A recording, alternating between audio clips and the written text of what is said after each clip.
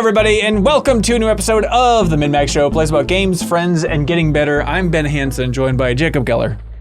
I demand my long theme song. That was a lot of people were weighing in last week on the episode. I forgot to include the extended version, the normal version of the intro theme. So some people were like, I actually like it better. I think it's smart not to do it. It's like, oh no, that was just a mistake. Don't worry. The long theme song is here to stay. Kyle Hilliard's here. Congrats on getting Chris Nolan on New Show Plus recently. I was impressed by that. That was cool. Thanks. Yeah, tune in on YouTube to find out what the heck he's talking about. We're also joined by the other Kyle, the evil Kyle. Kyle Bossman, welcome back to the show, sir. Happy to be here. Thanks for having me. I'm so excited to have you. You're making the rounds. You're on Friends Per Second not too long ago. Mm-hmm. Is it? Does it feel nice to jump on a podcast to kind of break out of a solo bubble of just cranking out delayed input episodes? Yes. It feels good to be challenged. It feels good to, one, have to be polite. When you're a solo streamer, you can say the worst opinions and nobody can push back on you. Right. And so it's good to have my behavior in check. I am evil Kyle, but when I'm on a podcast, generally it's like I'm on my best behavior. Yeah, and I know you're evil Kyle. It's always kind of fun to have like a weird echo chamber of, there's not that many Uber dorks out there, and I feel like it's kind of a small community. So I feel like we'll have a strong opinion on the podcast. Someone will tell you about that while you're streaming. Then we'll get a clip back in the Discord from MinnMax of your reaction to some take or something that we had, some clip that you had. And so it's a nice circular system we got here. It's an ecosystem. It's a circle of life. The antelope eat the grass, I guess is what I'm trying to say.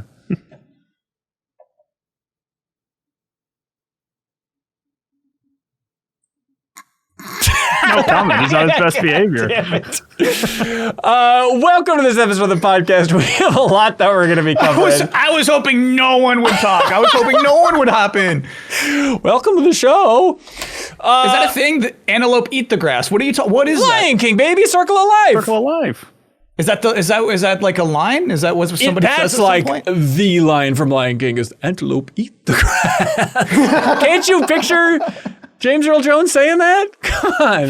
No, because the emphasis on eat is really funny.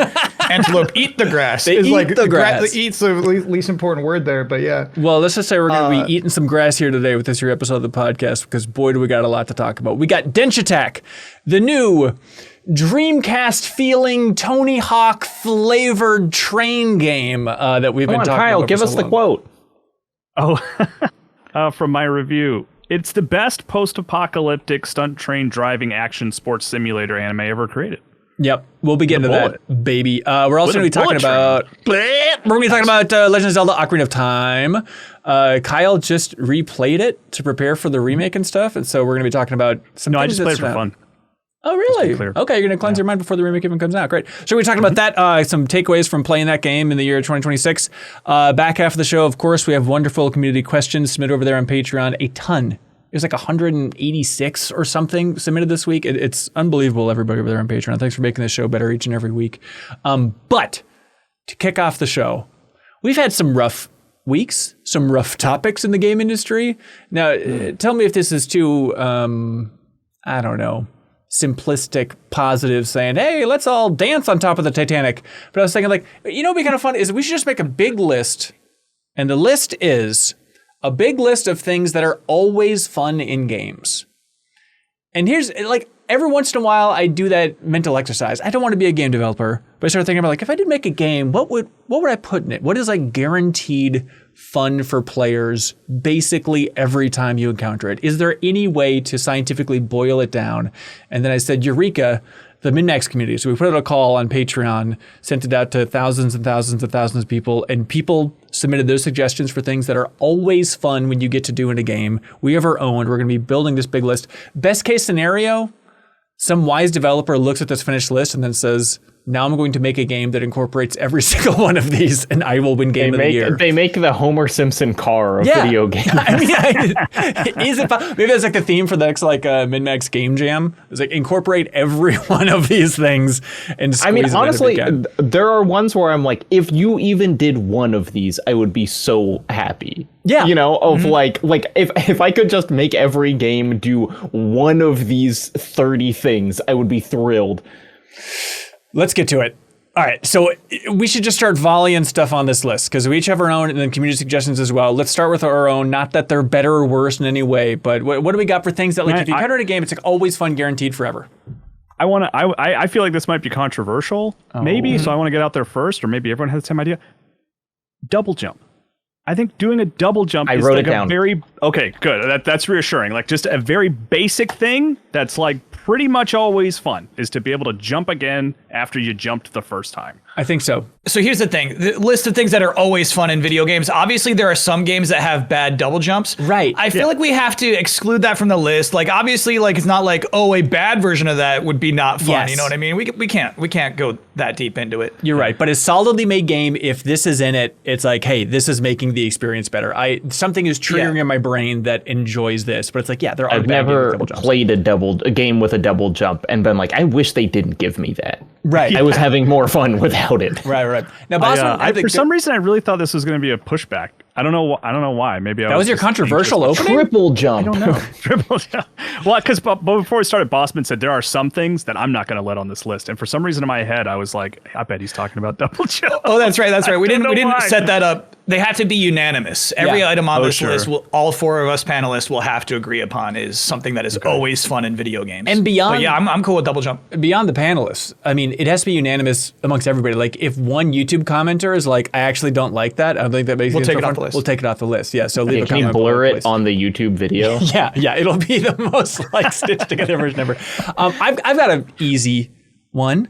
Maybe this is too simplistic, and I'm going to stop setting it up. I'm just going to give it to you on a silver platter. Do it.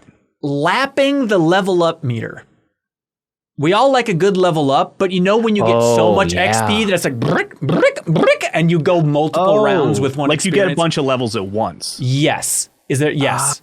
Okay. Is that the best way to say it? Lapping the level up or more multiple levels at once? I like lapping the level up because that is what it feels like. I'm double ahead of where I should be. Right. I want to add more onto that because I feel like if it's unearned, that's not the right feeling.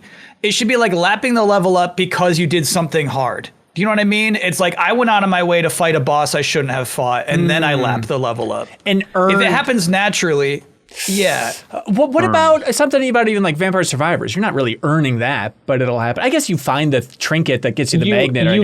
You get the little magnet and it sucks all the crystals in, and then you get 3 level ups. That feels like earning it because it's a special. Yeah, you're right. It's a light earn, but it's an earn. Vampire Survivors is why I want to add earned. It's never earned in Vampire Survivors, and that's what makes it cheap and not always fun. Like that's the exact example of a cheap lapping the level up. Okay, I'll leave it a little ambiguous, but an earned lapping the level up. You interpret that the way you want to level. I'm cool with that. Yeah.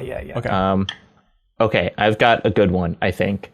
When the final level or near to the final level gives you a souped up version of the game's central mechanic. So I'm talking the super gravity gun in Half-Life 2. I'm talking the hyper beam in Super Metroid. The watch in James Bond for a recent example. Whenever it's like, you've had limits on this, and now there are no limits on this. Right. What is a no limit? I mean, this probably is spoilers, but what is a no limits watch? It's you are put, usually the watch takes a battery and there are only a limited number of things that you can interact with. And then there is a scenario late in James Bond where they remove, the watch recharges very quickly and there are a near infinite number of things that you can mess with in the environment. Yeah. I like it.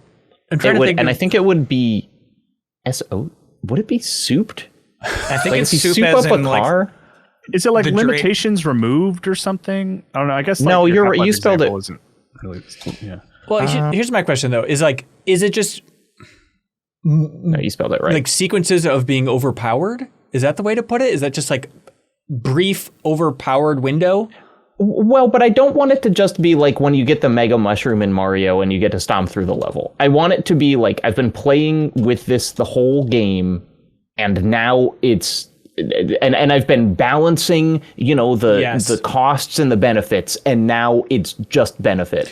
Now, would you say, is it fall in this umbrella, like those sequences where, say it's like even Last of Us or something, I think when like Joel's hanging upside down and it's like infinite ammo. You know, those times where it's like, hey, you know what? Just go nuts. No consequences here, please.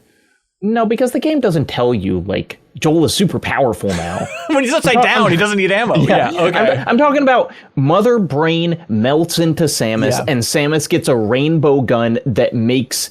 the Metroid that makes Mother Brain like reel back in shock when you shoot it. You know, like that sort of thing. I think late game was an important part about what Jacob said there. It should be a late game souped up version of core power. Okay. What about is this like, I think this doesn't apply, but like Metal Gear Solid 3, you know, which I've played somewhat recently with Delta and stuff. Like you get that infinite rocket launcher sort of during the end boss fight. Like, yeah, that's not really core. That's not the core power aspect, I think. And it doesn't. You don't feel like because the boss fight is still challenging even when you have the rocket launcher, because you still need to like get behind it. Right. Yeah, but I'm thinking like you could do like a fierce deity Link, Majora's Mask. Oh thing, yeah, that one you can only do that at the end. And you have to have gotten all the masks. Like that's actually a really good example. Yeah. I'll give you my favorite, my number one. Yeah. Digivolving. Shut up. No. I mean Digivolving broadly, not just a Digimon becoming another Digimon, but I mean Digimon broadly. Okay. Sorry. Kyle, is there like a better broadly. example of like you have like a creature that like changes its like what it looks like, it becomes stronger, that you could refer to as evolving? I don't know if there's like a more. You're on the same page. You're on the same page, right? Like, how cool is it when a Pokemon evolves into a cooler version of itself? Yeah, that's cool. Yeah, that's cool. Okay, so are you cool with me, right? Evolving? No, because evolving, I feel like you got room for like What was that game? It's like Between Sims, where like it was like just like you got mutants that are like, it's a PC game where you're just like evolving mutant aliens. Spore Hero. If you put evolve on there, like you're leaving room for us talking about Spore. You know what I mean? I'm talking Digivolving is so specifically turning into something that is cooler than what came before it. Yeah, I hear that. I think it's almost related in my mind to it's a kissing cousin, if you will, Jacob Geller's favorite term, of base building in games. You know, like seeing Hold on. Seeing a base evolve is also satisfying. I think it's different, but you know what I mean? Do you consider those in the same arena in a way? Yeah. Here's the thing. What does a base evolve mean? Like, hey, you paid and you upgraded your little home base, and now it looks cooler and cooler. Base evolving is so good always. Hold on. Digivolving is not hyphenated. Okay, got to respect it. Okay, and of course, wouldn't have it any other way. Can we put like a parentheses on this so it please? You know, Digivolving parentheses. Not Digimon. You know, when something gets better in any game. Because it's like if I put like upgrading your Blades of Chaos, and I was like, we love in any game when you upgrade your Blades of Chaos. Well, like I think like, you know, like as long as it's into something that's like it's cooler. It has to be cooler. It has to turn into something cooler. I would say the Blades of Chaos do in fact Digivolve. All right. I don't think they do because they don't change. There's a visual upgrade. Damage. No, yeah. They get a little shinier and more. They get slightly more elaborate every time you level them up. All right, love it. I almost don't want to just allow base upgrading on there though, because sometimes, like, here's the thing: sometimes you're watching a trailer and that's when you tune out. What do you mean? When they just show, they're just doing that slow camera pan of a base, and then they're adding more like benches. And you know they want you to be like, oh man, and it looks like that looks like a lot of work. I mean, people get bored watching trailers left and right. We're talking like, you know, knee deep in some Summer Game Fest thing. But if you're actually playing a game and you have a little base and it gets upgraded, is that not satisfying? Do you not bleed? I'm going to veto it unless we make it more specific. Yeah, maybe because it can be deeply irritating. Significant. Okay. What about significant? What about your pride and joy, Mr. Bossman? What about like your little secret base in Mega Man Legends? Those aren't significant upgrades to that little tin shack out in the green fields, but, you know, still satisfying nonetheless, right? Okay, I would say that your airship is the base, and that little tin can is like, a side thing that you upgrade once. But yeah, I think like I feel like maybe the factor of taking a base that is broken and making it fixed is definitely a satisfying component of it. Ooh, okay. In both those cases, that is what you do in Mega Man Legends. You know what I mean? It's like a cracked texture that you like. What if you do just like broken room is fixed, because then you could also put in those parts of Portal 2 when you watch GLaDOS clean the portal chamber. Right. Because that's really good. I love that. That is good. Broken room is fixed. Broken room is fixed is always fun. It is fun. Now we're getting that is always fun. Now we got all of Power Wash Simulator in there. Broken room is fixed. Yeah, you're right. Is it again a relative to the idea of like reclaiming land for nature, or just like cleaning in general? Like think of like the little game Spilled from last year, Jacob Geller. Is that Broken Room is fixed? Is that in that umbrella of like you're just purifying the environment? I like it sometimes, but I don't think it's good enough to be always, because I can think of like as many games as not where I'm like, oh, now I have to clean this trash pile or else the forest isn't clean. Okay. If we're just talking about Okami, sure. But, right. Can I lob one out there that I think will be a home run? Yeah. When, I'll say, not in a rhythm game, normal action game, when you are fighting a boss and you realize that the boss is synced up to the music. Yes. Yes. So I'm talking about the Metal Gear Rising, pretty much every boss fight in that. I'm talking about the opera singer in Nier Automata, one of the best boss fights ever. The final boss of Fury. I just think it's like when you just realize that the music is doing a thing, and it's not a central mechanic. It's not like Crypto the Necro Dancer or whatever. It's just flexing.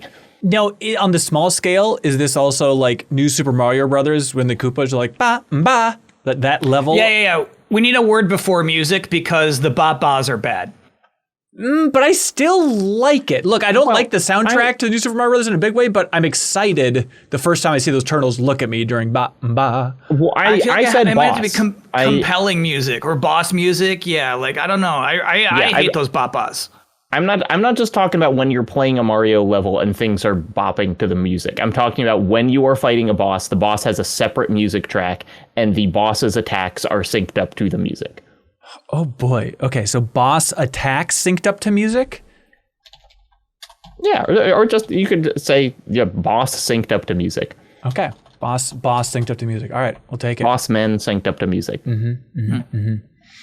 Now, here's a broad one, because I was thinking about, the classic PopCap bejeweled satisfaction, and I think this is secretly a spreader of a concept, but what about just chain reactions in general?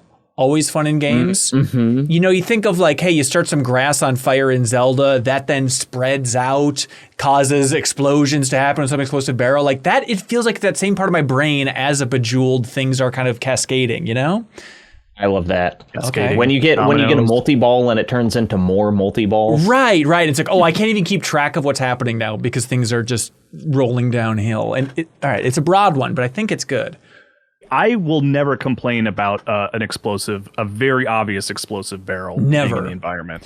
I will always be happy to shoot. These are not always fun. No, they're not always fun. There's no way. When has it not been fun? When have you not enjoyed shooting a red barrel and killing 4 guys? I think it's you taking too long. Respect. Write it down.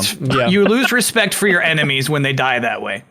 You want respect for... I have lost respect for my enemies, and that's why I'm killing them with a big red barrel. I think this one's tough because it's kind of getting polluted by that initial point of like so many dumb, bad games have explosive barrels, but it's like... And it's not always fun. Yeah, but it's not their fault. That's the part I dislike about them. Yeah. I'm like, at least I can shoot the barrel and I'm kind of with the hell retribution. Yeah, it's like, it's so overdone, but it's probably overdone for a reason, and it's that... It is kind of fun. All right, I'm not going to knock it off the list, but it definitely should be number 8. Okay, yeah, we'll keep bumping it down. Even playing Bond recently, you know, there's that great scene with the airplane where you're like have to get on the airplane, and that's full of red barrels, quote unquote. You know, there's all these giant gas tanks for you to shoot, and I'm like, hell yeah, yeah. Let me use that license to kill. How do we feel about just like? There's a dark side of this, which is like a collectathon in some N64 rare game or something, right? But what about just like collecting little things where you don't have to hit a certain number? But I'm thinking like star bits in Mario Galaxy. I'm thinking Lego studs. You know, just I want to have a shower of little things popping out to collect at all times. See, I would actually push back on this because your example, like Mario Galaxy, I actually find it kind of like stressful is not the right word, but like if you're going to put a collectible out there, I want to get all of it. So if you have a collectible that's like kind of almost pointless or you're not expected to get it all, it kind of bugs me. And it's like that it doesn't, I don't ever get to quite scratch that like completionist itch, you know? Sure. So like I actually, and like the studs and Legos, another thing, it's like, well, I guess I don't need to collect all these, and like I guess I'll move on, and it makes me second guess what I'm doing. So I don't really love it can that. kind of kill the pacing of a level if it's like, it's already have to break every chair to get the studs out of this. Okay. All right. Noted. I often like it, but I don't think it's universal. Okay. How about this one? This one's maybe not, it's not like fun in quotes, but I'm always happy when it happens. When a level of the video game that you're playing has the same name as the video game. Interesting. I like that. Yes. When you are playing Red Dead Redemption 2 and there is a mission called Red Dead Redemption, I pop the F off. Because you know, like, this was them firing everything they've got. Like, this level can't suck. Is kind of... Yeah. And unlike, I think it's almost the inverse for, like, when a band has a self-titled album, like... I mean, maybe I guess early on, if it comes later in a band's career, I'm always like, nice try.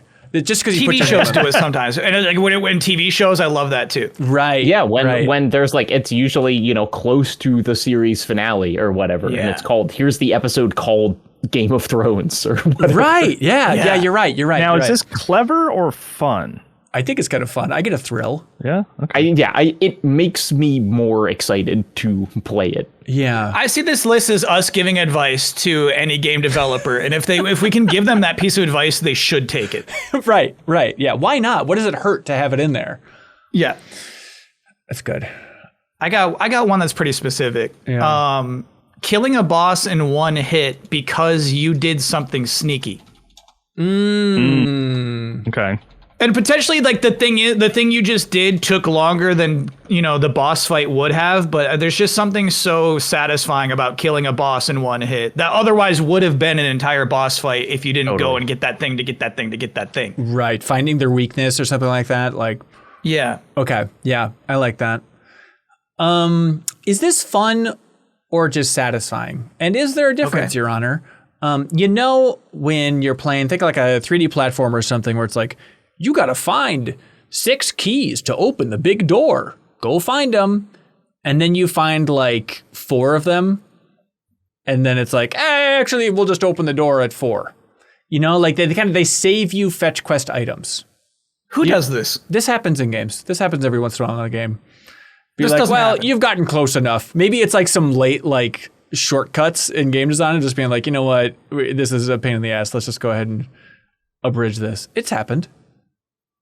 What are you even talking about? Hey, I've got more. What do you guys? I feel like this has happened to me, but I can't name when. Yeah. This has to be another James Bond reference, dude. I'm like, these are all I don't flying want to spoil the final level in James Bond, but it's probably that if you haven't played it. You have to get 6 keys. That's enough, James. Yeah. It's maybe not fun. I agree. What about just like basic destruction? And does that encompass like throwing pots in Zelda? You know, is that the same category of like a red faction and a pot throw in Zelda? I kind of want like, can we call it like incidental destruction? Incidental. Because what I'm picturing is when you finish a big fight and you just realize that like, oh my gosh, we tore this place to shreds. You know, that there were all these, you walk into a room, there are a bunch of like wood crates and whatever, and you don't even realize that you're going to destroy them. But over the course of the fight, they're all getting blown up. Maybe we were overthinking. I think you just put destruction. I think it kind of gets everything, right? Because that's the thing. I'm thinking like destruction is so vague. Hey, like the pots of like Dark Souls, right? Like I think they are meant to be incidentally destroyed, but we're all rolling through them because it's so fun to do. Right. Sure. Right. So like, I do wonder, I feel like there's a word before destruction, but like, I'm kind of there with you where like, it's always fun to smash a pot. Can we call it like meaningless destruction? Yeah. Yes. Okay. I like doing that. It is certainly meaningless. Yeah. Unlike exploding barrels, which are very meaningful, I think. Yeah. Yeah. Exactly. As long as you keep that as the last one. Yeah. We're bumping it down the list. Don't worry. Yeah. What we'll talk about it a little bit with Denshattack, but there's a setting in that game where you can do the triggers and the thumbsticks to immediately restart a level. Like you have to turn it on. Yeah. And in that type of game that's like super high speed and you're like, I got to get this perfect. Oh, I messed up in the first 5 seconds. I can just quickly restart. It's not like a super consistent thing. Like I feel like Meat Boy has it probably, but I'm always really happy I always like just like quickly restarting when I need to. And it's like quality of life versus fun is kind of a tough measure, you know? Yeah. But it definitely, it makes a huge difference of like Hotline Miami or Super Meat Boy would be unplayable if they didn't have instant restarts. So I do think that like an instant restart has never made a game worse. Right. I feel like it's always kind of better to just be like zoop back to the beginning. Yeah. I guess is that action fun or is it just like I think it is. I think it is. It's a real Souls question, right? Like if somebody is making a Souls game and they add quick restart, does that compromise what they were trying to put together there? But you would still start at the beginning of the level. It's not like you go back 2 seconds and get to try again right away. It's just that there's no loading screen. Because as people know, 1.0 Bloodborne, near unplayable, because when you died, there was like 2 minutes of loading, and you're dying in that game all the time. Yeah. You know what? Another takeaway from Denshattack, a word I would like to add, quick, non-judgmental restart. Quick, non-judgment. Yeah. Because it's not like, you suck, restart. You know what I mean? It's a non-judgmental restart. Yeah. That's good. That's good. What about this one? Okay. Sound design, increasing pitch with combos. You know, again, you could put it in that Bejeweled category again of like a din, din, din, din, din, din, din. But even like, Pac-Man Championship Edition when you're eating the ghosts. You know, it's like ding, ding, ding, ding, ding, ding, ding, ding, ding, ding. I mean, even literally Mario, when you bounce coins on increasing heads or hit them with shells. Like the red coins and the pitch goes up and up as you get each coin. That's a great one. I love that. That is always fun. In fact, you could put that top 3 if you wanted to. Okay, sure. Great. Oh, thank God. With combos is going to be odd. That is actually always fun. That's good. Yeah. Okay, I've gotten one, and you guys can all call me a sicko for this one. I've written down player-driven dismemberment. No. Whoa! No. Again, I just don't think, obviously there's like Dead Space where this is a core mechanic or something. Yeah, but I like when there is a gore system in a game that takes your action into account. So it's not just like you kill a guy and he explodes. You can shoot an arm off. You can slice a leg off if you aim Raiden's sword correctly. These are all from Metal Gear Rising. I just feel like you're not mad about it. It's like it's rewarding the player for being specific, and it's like the ultimate example of like, yes, we hear you. We hear your desire to just localize this one area. And I'm trying to think, I'm not some sicko who like drinks blood and howls at the moon like Jacob Geller or whatever, but if I'm trying to think of just like a game with like Play-Doh characters and I get to choose which arm to slice off, I would like that. And so I'm trying to put myself in the headspace. Yeah, come on. Okay, so how do we phrase that? Choosing how to dismember your enemies. Player-driven dismemberment. I think I nailed it. Yeah, okay. Yeah, player-driven, like, I feel like that's nice. It adds like a bit of like dynamics to it, right? It's like it's taking your input into account, and I think that's the important part there. Yeah. Okay. Like it. Love it. Jacob, is this destruction? Digging a hole? Is that meaningless destruction? Digging a hole is not always fun. Really? Yeah. What do you know? You're playing like Stardew Valley. Like every hole you dig, you're feeling a rush. Great point. Okay, wait, but what if we did like dynamic hole deepening? Because it's like I agree with you, Bossman, that it's not fun if it's just like the ground is either a binary, there is not a hole, or there is a hole. But what I love, obviously, Hanson and I both love a game about digging a hole, but also in Battlefield, when you have an explosion on the ground, it makes a crater, and if you have a bigger explosion, it makes a bigger crater. Or if you want to go back to like the original Red Faction, I think that's pretty much always fun. Yeah. I love Red Faction, like tunnel digging for sure. Yeah. But does that get back to just basic dynamic holes? Dynamic holes? Yeah. Even worms? You can say dynamic holes. Okay. Worms is a great example. If worms didn't have that, it would not be fun. That is probably true, yeah. Okay, other stuff we should throw on here? Yeah, I love it every time when I pass a risky deceit check. When I get to lie in a video game and I'm gambling on whether or not I'll get in trouble for it. Yeah. So is that just a matter of like nailing charisma or specifically being deceitful?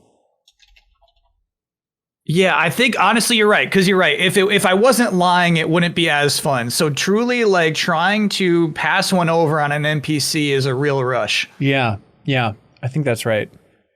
Passing the deceit check. Okay, what about this?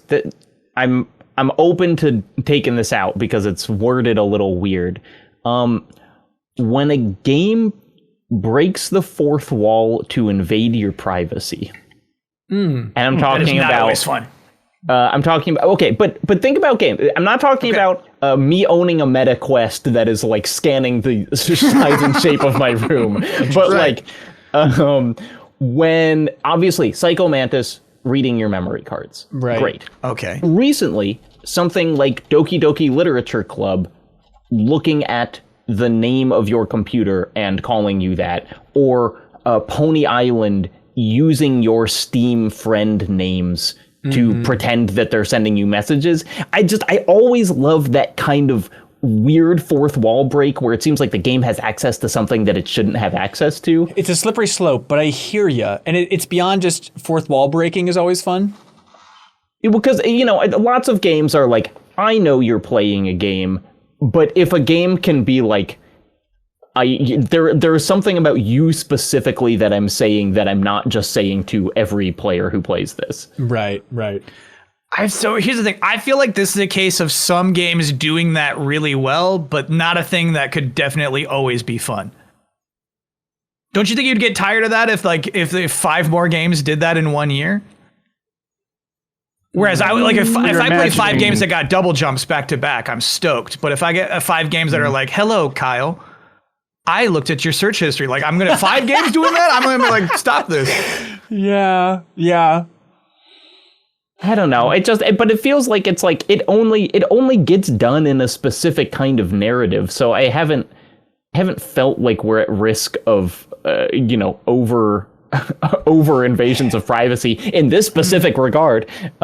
Is it again? Are we zooming out too much if it's just changed to like surprising shattering of what you thought was possible within the game? Is that just too? That's a little vague. I was thinking about ways to word it, and it was like, I do love when a game is like, I didn't know you could do this, right? But that could apply to a million things. Yeah. There's also like, I don't know if it falls under this umbrella, but like Chrono Trigger has that whole sequence where it's like a bunch of the stuff you did leading up to it becomes a factor in like the story. Mina the Hollower did something similar to this earlier this year, which I thought was really cool. So it's kind of almost like acknowledging the player action. What if it's like, I don't know if it's the same thing or a different games thing. Keeping track of stuff you didn't think they were keeping track Yeah, of. that's good. That's good. Or That's fun. I always love that where it's like enter your birthday at the beginning, you forget about it, then it's a factor in some way, you know, like games tracking. Yeah, because this also, as peacefully tracked. as Aging Poorly points out in chat, the thing in Undertale where you try and get around the game by quitting without saving, and then Flowey shows up and says, "I know you did that." Right. Amazing. You know, so good. Animal Crossing. Yes. Right? Yep. Yeah, Mr. Rossetti. Yep. That's good. That's good. I got a bunch of community suggestions. Do we have any more? We should take them. We should be nice to the community. We should take them. Oh, I'm not going to throw them out with yesterday's bathwater. I just want to see if we got. Okay, I've got some quick ones. We're platforming up a big thing as a boss, where you have to climb the boss. Climb the boss. I've had that be annoying. If it's not like Shadow of the Colossus, like it's if it's not done right, it can be really frustrating and annoying. Okay. And also, Shadow of the Colossus is pretty annoying. I would say the final Colossus, I don't like climbing up, you know? But yeah, I hear you. I hear you. What about jumping off something really tall? Yes. It's like just Assassin's Creed, you know, or Spider-Man, just jumping off something. Somebody in the community suggested. Almost always fun. Yeah, suggested. That's not fun. What if you hit the ground and there's fall damage and you die? Yeah, Jacob no brings fall it up. Yeah. No, but like somebody in the community suggested on. jumping off a waterfall. Like, yeah, of course, always fun. Yeah, jumping off anything to get that pit in your stomach with most games too. Like, as you're going down. If you really locked in. How about the auto-targeting gun? I'm thinking the smart pistol in Titanfall, the gun in Resistance, the bullseye where you shoot them with the bullseye and then the bullets curve. You know, not that every gun auto targets, but there's just one that can kind of shoot around corners. Yeah, res. Res style. Yeah. Okay. Like Panzer Dragoon, like a those are fun. Yeah. Okay, Jacob, you empty? No, I've got a lot more. Please. When there's a hard difficulty and it remixes the enemies, it doesn't just give them more HP. Where you play a game on hard and suddenly a late game enemy is in the first level. Yeah, okay. New attacks, surprising new attacks from them too. I like that. Yep. Like, oh, you're weird now. Hey, congratulations, you're weird now. This one's pretty general, but I've just never been mad at it. Recurring leitmotifs in game soundtracks. When there's just like the game has a specific tune that it incorporates into a bunch of different songs, that always makes me happy. I don't know if that's fun versus just good music. Yeah, it's not always fun. I don't know. What if it's a sad one? Good. Yeah. It makes the game better. Yeah, I'm not, it's not getting past my door here, Jacob, but I like it. Obviously, I like it. All right. And then there was one that I was trying to think of that I only had one example, but I was like, I know there are more of these, which is when the game changes the UI to accommodate an exciting moment. Yes. Well, okay, all right, relax, everybody, first of all. The one that I could think of was the Ganondorf health bar in Tears of the Kingdom. But I was like, I know there are others of these. I just can't put my finger on them. Pokemon Legends ZA does a really good one of these. Yeah. Trust me on this. Dudes, trust me. Yeah. Metal Gear Solid 4 Ocelot fight going through the ages. Like, sure, yes. Can we just put Metal Gear Solid 4 Ocelot fight on this? I wish every game had one of those. Always fun. I mean, I do think Metal Gear does a lot of these, to be fair. It can use a double jump, I think. Oh, for sure. Yeah, I mean, I feel like there's UI stuff where, like, you know, handing off guns will like remove bullets from your inventory in the UI in a cutscene and stuff like that. Could be, maybe I'm misremembering. But. It is weird for, UI came up a lot with the community as well. It's like, oh yeah, it's weird to think of that as being very fun, but yeah, there is a lot of potential there. Okay, here's some from the community. And if you come up with any more, feel free to throw them in there. How do you feel about holding the button to slide down a dang ladder? You know what? I don't know if I can give it always fun. What? It's almost like expected now. You're mad if it's not there. I guess that's true. It would be like saying I want the game to work. where it's like, yeah, I'm going to be mad if I can't slide down, but I don't know if I'm having fun. I think I have fun. I give a little internal small fraction. I think it's of a fine Wii. if it's on. All right. Great. Actually, you're right. If we think of this as like a game designer's list, they should just have that on the whiteboard. Right. You got to slide it. Yeah. Now, we have more ladder thoughts. This one's controversial, so buckle up, everybody at home. When you're climbing up the wrong side of a ladder and the character flips over to the right side when you reach the top. Incredible. You gotta have, because it solves two problems. One, that it is just a cool animation. And two, I hate when you're at the bottom of a ladder and your character isn't climbing it. And then you realize, oh, I can't see the top, but this must be the wrong side of the ladder. And so you have to walk around. Okay. Yeah, it's interesting to have the ladder stuff, like I talked about it before, but it was a policy of Arcane. Like their 10 pulls for the studio design. One of them that they had on the walls in the studio was F ladders. Like we don't allow ladders in any Arcane games. And eventually they had to break the rule, but the idea was like, we always want you to have your full skill set and you're limiting your skill set in any game when you're climbing a ladder. And that doesn't feel I think like that's so dorky. Game. Yeah, that's so dorky. I do that's like overthinking game design. This shouldn't be on the list, but I do like when you can heal on a ladder. You know, when in Dark Souls, you're climbing a ladder, and if you press the heal button, you'll still take an Estus out and chug it. Yeah, yep. They have like an animation for that. Yeah. Okay, somebody in the community suggested when an antagonist temporarily joins your party. Always fun. Permanent. You got to make that permanent. So then it's always fun. But it's fun if it's just a brief window. Like you get to fight with Sephiroth in a little bit in 7, stuff like that. You can't argue that's not fun to have just a... What if it's just general then? Antagonist joins your party. Okay. How about reluctantly? Oh, reluctant. I don't know. All right. What's your example? Magus from... I was thinking of him. I'm trying to remember his Chrono tone Trigger? when he joins you. Is it very much like, oh, bother?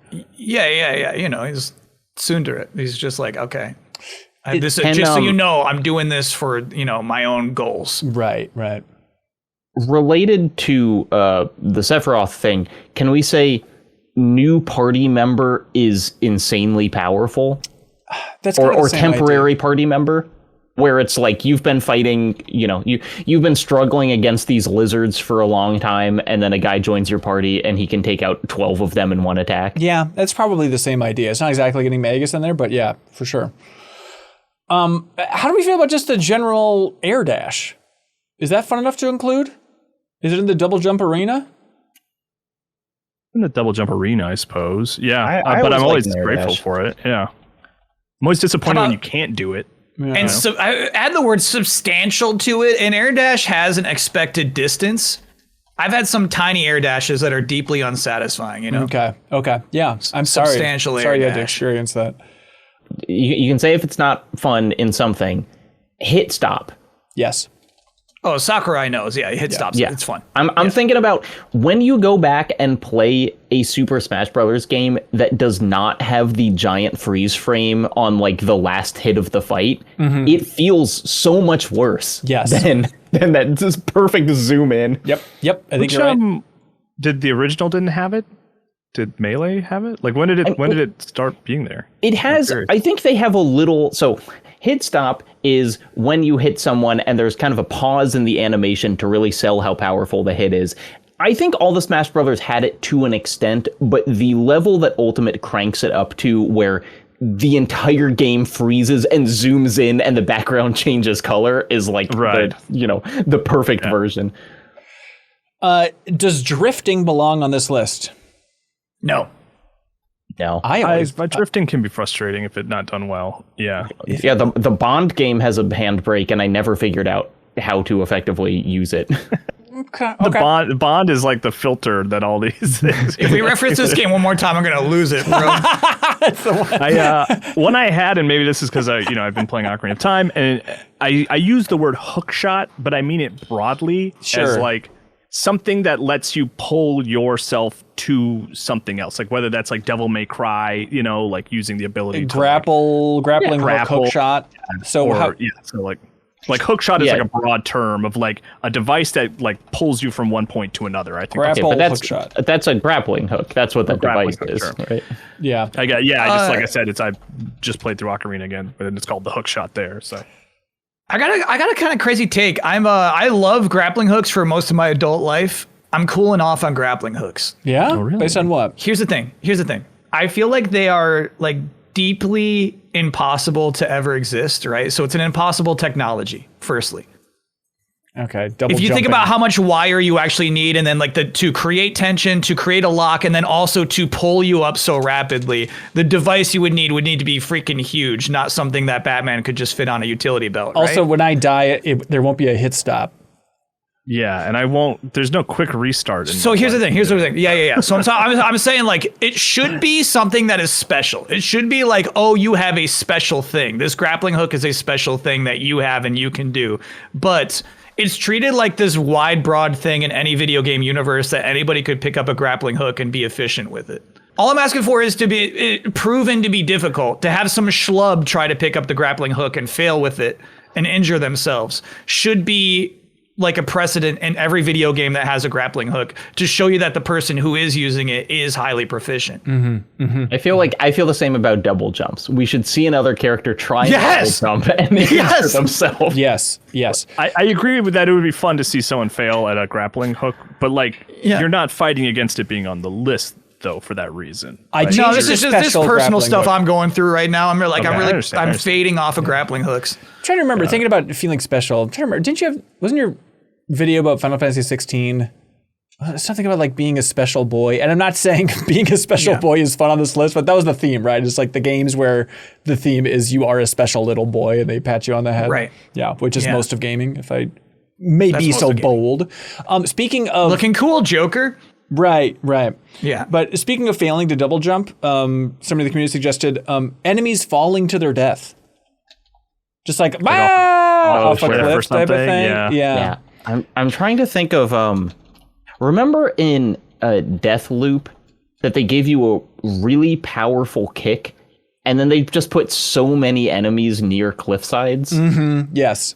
It was just kind of like, here you go, buddy. We know what we're doing. And you know what? Like, I feel like that is like a response to how annoying it is when you're shoving an enemy and they have an invisible wall on a ledge. The game refuses to let you get a cheap kill on them. It's like, why? Come on, man. Why? Let me do this. Exactly. How do we feel about opening shortcuts in Metroidvanias? My God, always fun. Pro. I'm also pro. I'm not against shortcuts.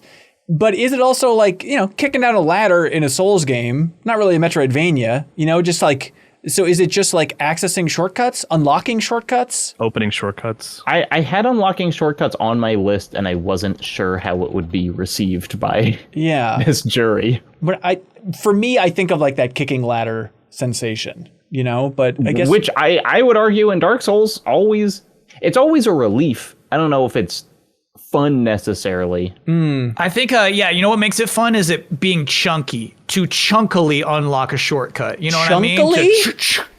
You know what I mean? Oh, like pull it. Yeah, sure. This is a different angle than Bossman's taking, but unexpected shortcut. It's like I love where I don't know where it's going to bring me, and then I'm like, oh my God, I'm back here. Right. You're right. That is the fun part for sure. Now, let's all go back in time to the discourse from last year that we had for several months and it tore everybody online apart. Parrying. Is parrying on this list of things that are always fun? I'm the biggest parry fan on the panel, and no. Yeah. Wow. Because I find parrying very satisfying. But it can be done poorly, right? Like there are unsatisfying parry mechanics. And also even if not this panel, there are a lot of people who find that activity like the opposite of fun, and they do not. It's the extra pressure. Yeah, it's like them away from a game. This list shouldn't have something where when people hear it as present in a game, they refuse to play it. Yes. Yeah, that's exactly right. It describes a number of people on MinnMax. Yeah. As much as like pulling off a satisfying parry is like one of the best video game feelings ever, there's also when you miss that parry and you just die. That's very frustrating. Yeah. Speaking of missing parry, thinking of Matthew. Proximity chat. Does proximity chat belong on this list? I was thinking is that like this. a Friends reference? Kyle, we're moving on, dude. Jeez, oh, Pete. Yeah, proximity chat. I mean, no one's gonna.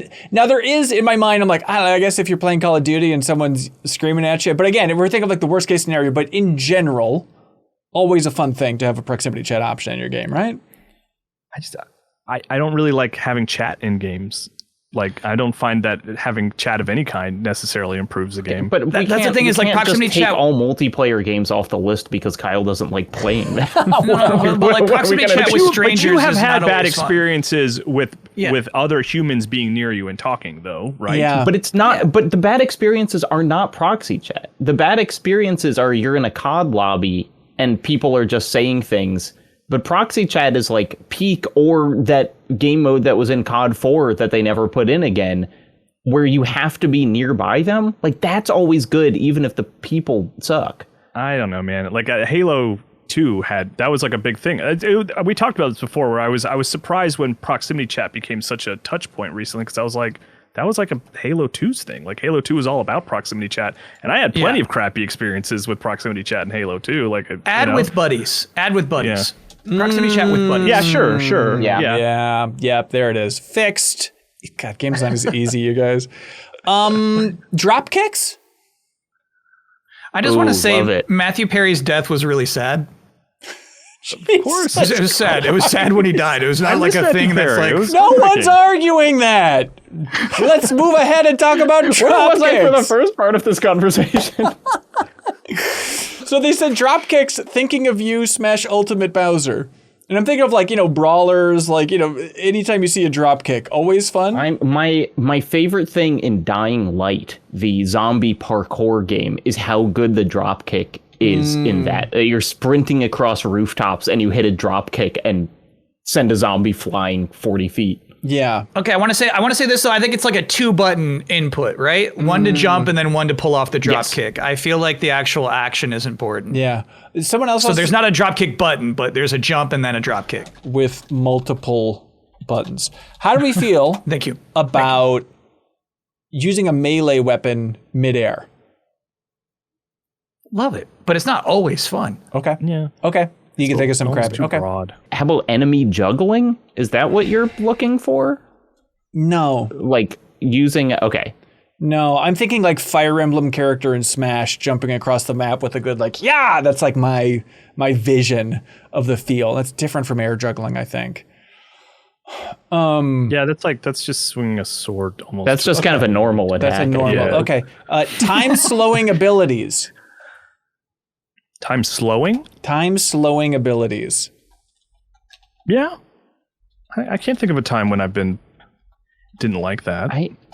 I guess my problem is that there are so many games it's tied to a meter, and so I end up like saving it or not using it enough. That's a you problem. Because it's like Dishonored had like a time stop, and I was always like, but maybe I'll need this energy later. But when you did use it, was it not kind of fun? No, I didn't. But when you did, conceptually, was it fun? No, because then you have like 10 seconds to use it before your energy runs out, and then I feel like stressed. So we're saying not on this list, time slowing abilities? I mean, I love Max Payne. Right. But I don't know. It can stay on. Okay. All right. I'm going to allow it. It's always fun is real tough. There's a lot of bad ways to implement it, but it's a good thing. Think about how many annoying puzzles there are where you have to slow down time and do two things simultaneously. Yeah. End of God of War 2, I'm looking at you. Mm-hmm. Mm-hmm. And you know what? I hate it when it's like a consumable too. Yeah, that's what I was saying. Yeah, let's get rid of it. Oh, wow. Okay. Wall running came up a lot. And not always fun. That's what I was going to say when Jacob and when I graciously allowed Jacob to go. It was wall running. Yeah. And in return, I will graciously say, I don't know about this one. I'm with that. And I feel like there's so many times where it's kind of like, okay. I think Leo Vader put it on there. It's like it just feels the same as walking on a floor at a certain point. Like there's no thrill at a certain point for a lot of these games. Like the first time I played Sands of Time, it was one of those mechanics that like broke my brain, and I was like, why isn't this in every game? Every game I played after Sands of Time, I was like, I wish I could run along the wall. That was so fun. And like the sort of trick of that game is like it is connected to a button.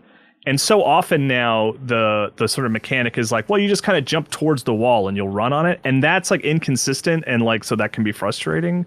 Yeah, I think about something like a Jedi Survivor, where it's just kind of like everywhere in the world, there are just exclusively these big curved walls and you can't do it on any other walls. And it feels kind of weird when it's like there are enough lazy use cases that I'm not super comfortable putting on. I'm with you. I'm with you very much so. I was thinking of the Jedi games as well. How do we feel about the classic finding a chest behind a waterfall? Yeah. It's okay. I'm gonna say it's not always fun. So we need another word here. I mean, is it like finding secrets in general, like, or is it specifically waterfalls? Waterfalls are essential. I think that you have to have some belief that there might not be something behind the waterfall for it to actually work. Which involves having nothing behind some waterfalls. So surprise waterfall secrets. Yeah. Okay. Yeah. Okay. Because here's the thing, right? Like, there's no way we're not going to test a waterfall in any video game. We will bump up against it, presuming there's a secret back there. But you want to, like, the game has to cast reasonable doubt that there might not be something behind this one for you to actually have it feel rewarding. Sure. How do we feel about hacking into a computer and reading emails? No. Oh, no. Almost never fun. If we're making the opposite of this list, let's throw it on. Yeah, that's what I meant. How about in a turn-based RPG if it lets you auto kill? Did we went over this, something similar to this, where you auto kill enemies? Well, that's because they're too low level? Yeah, like in Earthbound, if you go back to the starting area after you're like 60 hours in, just touching enemies will kill them. Here's you don't one, have to enter a fight. I think this kind of fits it. Somebody suggested doing extra damage to an enemy, whether it's a headshot, weak spot, or critical hit. Is that just like, I don't know, satisfying super ultra damage? That's a different thing than what's being described. So, yeah, I'm honing it. I'm like focusing in on like turn-based RPGs specifically. Right. So like just where you have to like random battles and stuff, and it's like where you get powerful enough, and not all games do this, but where you get powerful enough where it's like just touching a low-level enemy, it's like we'll give you a couple of experience points, and you don't even have to enter the fight. Earned instant kill. So that is, to me, that's like a quality of life thing, but to me, that's covering for how unfun the game is.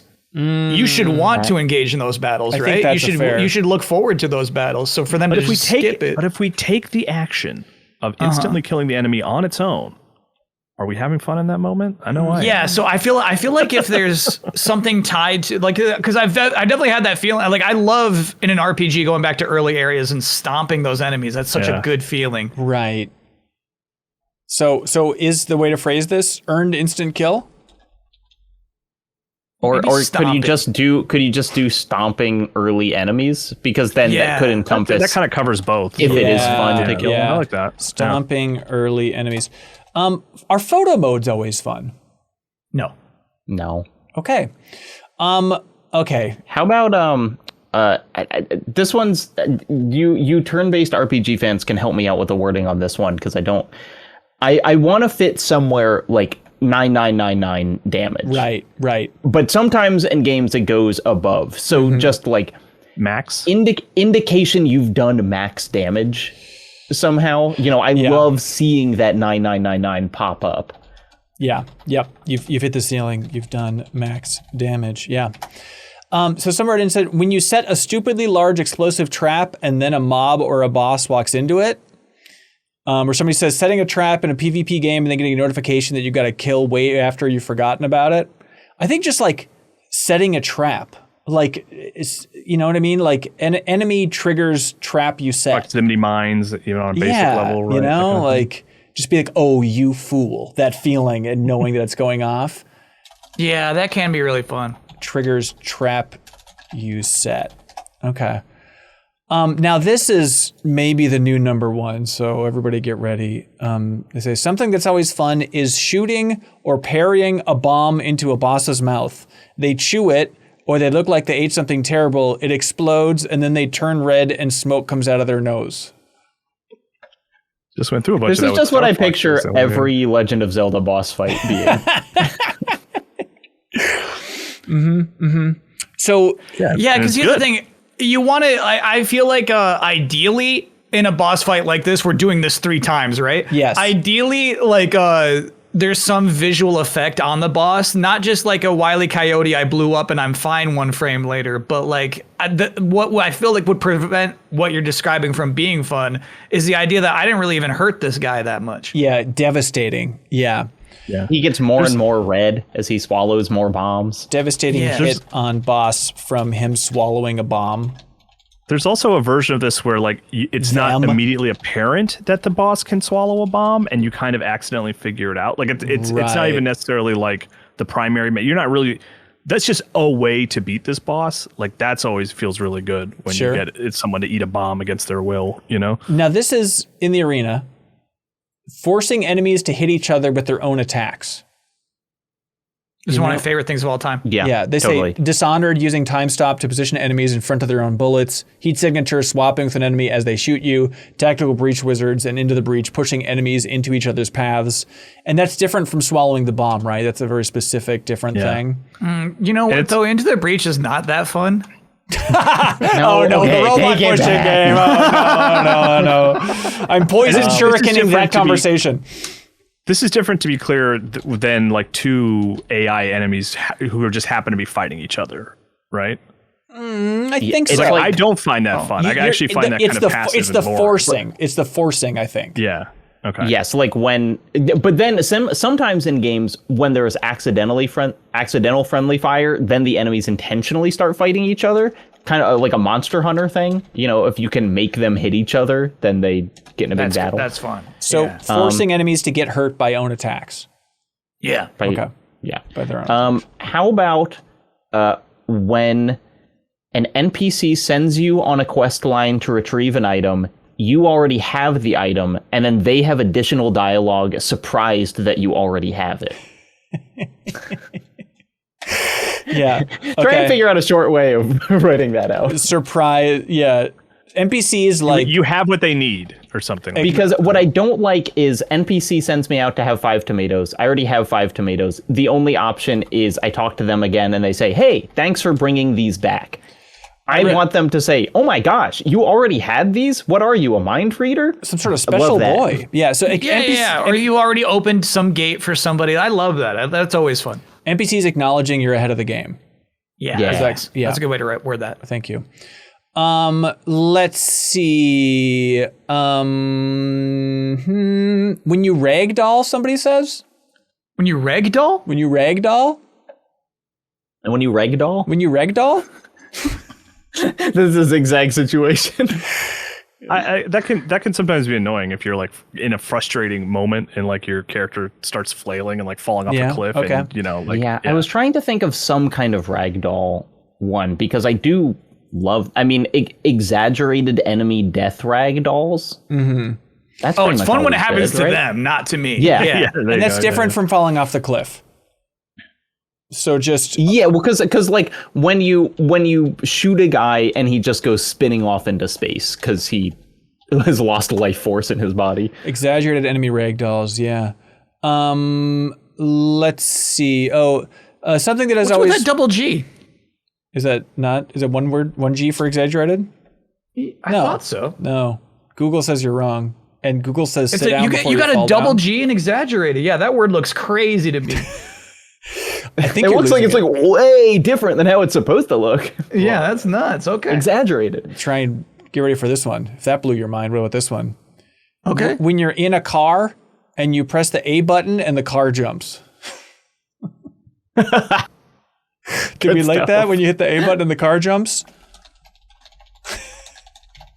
So what examples are? I guess I don't know. Mario Kart. Here's the thing. I can't even think of an example. But that is always fun. yeah, I've got him in that camp. I can't think of a game that wouldn't improve is my problem right now. I'm actually trying to think right now. Mm-hmm, mm-hmm. Now, what about, somebody wrote in, having an epiphany.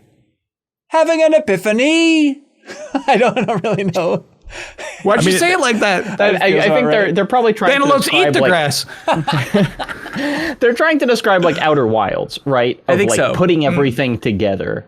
Yeah. Or just like a puzzle that you've been stuck on for a while and being like, okay. That's, sure. Yeah. That's good. Yeah.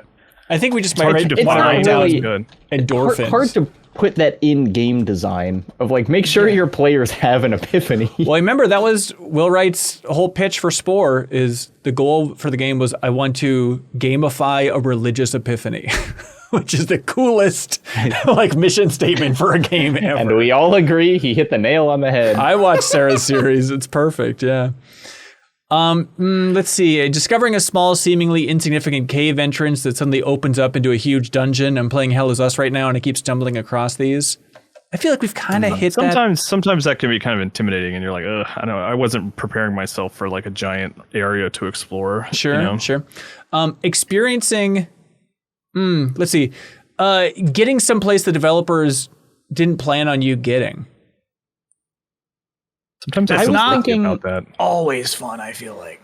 I was kind of thinking about this because there's that part in Mario Odyssey when you can get somewhere that seems like it should be out of bounds, and then there's a giant pile of coins up there. It's like, oh my gosh, they did know I would get up here. Yes. Which is kind of the opposite, but like, or in the original Amnesia, this is a real deep cut. In the original Amnesia, in the first room, you can stack up a bunch of chairs on top of each other in a really wonky physics way, and then if you look out the top of the room, the developer has like written some message for you. Yes. It's like, didn't think you'd get up here. Yep. That somebody ran with that exact idea of like developers acknowledging that you're ahead that you of the broke game. the game. Yeah, developers. Yeah, because I like that because I feel like we can't put it on the always list. Sometimes you like slip through the cracks of a game world and drop someplace, and that's not fun. That's not always fun. Yeah, acknowledging you broke the game or you pushed the game beyond its limits. What's the way to put that? You know? Developers being impressed with you. That's so sad. Developers telling me I'm a good boy. Yeah, it really is that. There's got to be something about the boundaries, though. Like this has to be like something about like the physical boundaries. You push boundaries. Sometimes you miss. You push boundaries. Developers give a thumbs up. Right? Yes. They wink at you. They wink. They give developers you a wink. all like when you. Yeah. There's a thing in all those Battlefield maps where they've hid like a tiny stuffed animal somewhere in the map, and you can usually only find them by like no clipping. Yeah. That's a wink. What is Battlefield? What a cheeky series. You know, I think from the outside, the Easter eggs are so involved. Yeah. The giant shark thing. Yeah. You think of like that of like even just like the zombie stuff. I guess in Call of Duty, it's like, you know. In theory, sometimes the most down the middle shooters are having the most fun, you know? Yeah, it's unfortunate where I would have put rare and fun reload animations, which was that thing that Battlefield and some other games are doing. But now it's all tied into microtransactions where you buy guns and they have weird reloads. And so I don't think that can be on the list anymore. Oh, not on the list, yeah. Oh. What about... Let's put in slot machines. I mean, we're getting close to it. Always fun. Increasing tones. Kyle, you mentioned it earlier.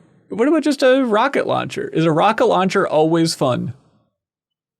No, it definitely needs like certain attributes, and it needs to be in a certain situation. They're not always fun. Okay. Do you have an example of a not fun rocket launcher? A slow rocket launcher is not fun. An expensive rocket launcher that doesn't do significant damage. So if you use this rocket launcher, you expect to get a one-hit kill with it, or at least take off half that enemy's health. Yeah. Okay, here's one. Boss you're not expected to kill, but is technically possible. Yeah. I'm thinking about because it's just like what the inverse of this sucks is when there's an enemy and it is just literally unkillable and you should be able to, chip away at it and you can't. But like in Demon Souls, there's this big dragon. It's breathing fire on the bridge, making your life a pain. You're supposed to just run past it, but you can buy like 800 arrows and kill it. That's good. And it feels amazing.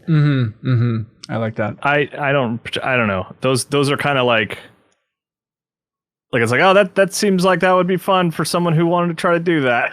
I always feel like I'm not like I'm not good enough or something. Like it makes me feel like a bad gamer that I can't kill the I killed the supposed to lose to boss in Mina, and it was like the most miserable experience.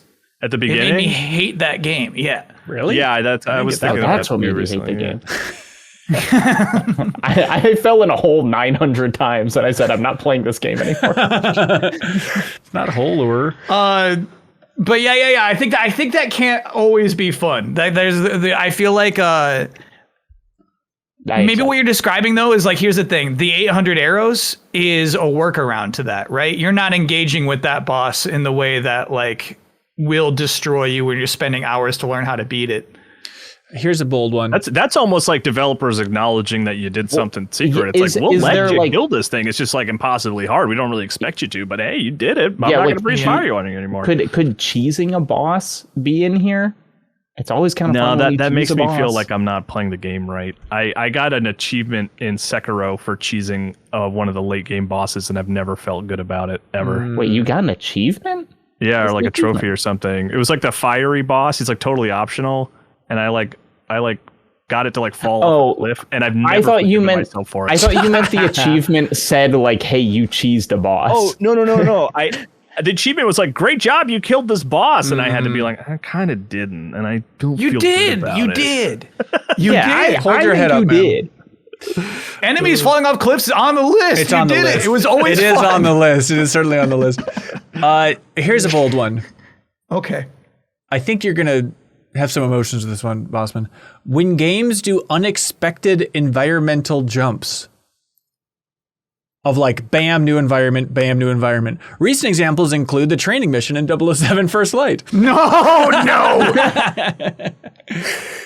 They also said the crazy backdrop changes with random stock photos in Rhythm Heaven.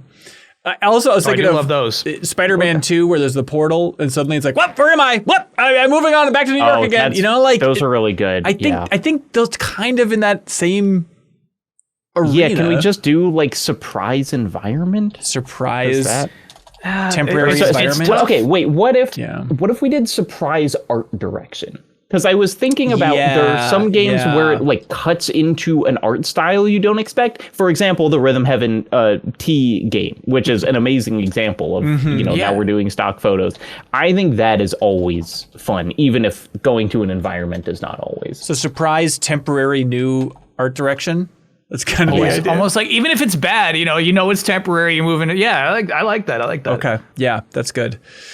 Let's see. Someone says, always fun when an NPC gets annoyed because the player keeps talking to them.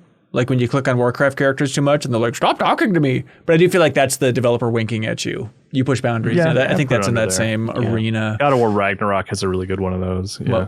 What was it? The squirrel. If you talk to the squirrel too much, he gets livid. And it's really funny because he's like a very calm character. It's good. It's good stuff. What if we did when ProZD voices a character? Yeah, right. Always good. Yeah. That's true. Let's see. What about costume hunting, armor changing, outfit changing? Yeah, I've been thinking a lot about this because it's something I think is like nearly essential if you're making like a single player game that's like character driven. You got to have outfits. You're leaving money on the table if you don't have outfits. But like, what is satisfying about a new outfit is really tricky to me. Yeah. Because I think you have to add that, because obviously like sometimes just like a simple palette swap is not satisfying. It doesn't feel fun to unlock. Yeah, it's such a tricky line because you don't want something that is so different that it breaks the art style, which is a lot of like, the DLC costumes in the new Assassin's Creed are just like, what if you were like a flaming kaiju demon? And it's like, well, that's not for the pirate game. But then if it's too close, if it's just like, here's a different color of jacket to wear, then that's also boring. So there are a bunch of like bad costumes. I just kind of find it to be like when it's good, kind of an unsatisfying unlock often. Where I'm like, I don't know. I'm such a sucker for like the core design, the character that's on the box, so to speak. It's like, I want to look like that guy. So it's like, if I do this huge mission and I unlock like a green pair of shorts, I'm like, I would, could you give me like a sword with sorry to kick Jedi Survivor again, but like half the collectibles in Jedi Survivor were like, and here's a new tan poncho. Right. Like, I don't like care. A beard. Yeah. Right. It's like, okay. I would have some cooler. Okay. Let's see. A victory jingle when you complete a stage or a mission. And they submit this one from VR missions, of course. Yeah. I mean, maybe there's jingle. bad victory jingles, right? Because like bad music exists in the world, but like I don't think I can't name one. Yeah. You get like 7 notes, you're gonna do something kind of memorable. You know? How bad could it be with 7 notes? Yeah. Okay. As I like to ask for the 210s, is this the list? Aging Poorly suggested in the chat. This is a good one. Gag early credits. Is that always good? Yeah. Yep. No doubt about it. Gag early credits. No, help me. What does that mean? It's Gag like, early credits. Donkey Kong Bonanza. Oh, yes. Or Donkey Kong any Country. Donkey Kong Country game, yeah. Yeah, or the when you wait in Far Cry 4 instead of going somewhere. Or when you kill yourself in Nier Automata and the credits roll really fast. Yeah. Good stuff. All right. We have 45 things on this list. We got to get to 50. I'm sorry. I know you're trying to roll the podcast along. It needs to be a list of 50. Come on, think about how much better the thumbnail would be if you said 50 things. Well, here, Jacob, I'm surprised you didn't mention, because you said this once and I've really taken to heart and I think about it a lot, of like how in Resident Evil 4, shooting an enemy in the knee and then kicking them is like the most fun thing you can do in video games. And in my mind, I've extrapolated that to like doing 2 things to like defeat an enemy. And I feel like Pragmata was like built around that whole idea. And it's like I don't know if we focus on Resident Evil 4 or if we just say like you got to do 2 actions before you defeat an enemy. Kyle, the only thing that I have written down in front of me that I have not said is when you can shoot an enemy and then melee attack them. And I didn't say it because I was like, is that too much me just describing Resident Evil 4? I like that. Maybe we call it like you priming the enemy. You know, you prime them up for the big hit. Priming enemy for big hit. Yeah. There's probably other examples, off the top of my head. But yeah, doing something to soften the enemy, Right. Yeah, right. The best, honestly, number 1 on this list should be when you shoot a monk and then you suplex them in Resident Evil 4. They should put that in every video game. Yeah. I got one. Leon and a monk. Oh yeah, it's got to be Leon. It's not right. It's somebody else. Seeing a cool thing up on a mountain, right? You're seeing in a distance. You see this cool thing. Yeah. You get that thing. You eventually get up there, and you can look down from there to see where you once were. Yes. Oh, that's good. Yeah. So I love seeing the environment that you've been through. Okay, so is that different from seeing cool thing in distance? Because maybe the cool thing you see in the distance is the place you came from. But I'm also thinking of like dragons and Breath of the Wild. Like I think anytime you see something cool in the far distance, it's cool. I think the sort of asterisk here is like thing in the far distance that you can actually go engage with. Right? Yeah, that's the thing. Like sort of the modern sort of version of it is like being able to like render that whole area and seeing it and where you came. Like that's kind of the more recent. Why don't you just write, see those mountains, you can climb them. Yeah. Yeah. But then people think that we're actually talking about mountains, when I think it gets so much more interesting than mountains. Sorry. No, I sure. Sorry, Todd. I also like to get us to 50, like building out a map, right? Like Metroid, like building the map as you explore, but not random. I don't like exploring a random map like mystery dungeon stuff. I don't enjoy that. But if you have a designed map that I'm exploring every nook and cranny and you're rewarding me by like drawing the map as I'm exploring it, that I always find satisfying. Filling out a map. Yeah. Because when I think building map, then I'm thinking of whatever that DS series was. We all know what I'm talking about. New Super Mario Brothers? Yes. No.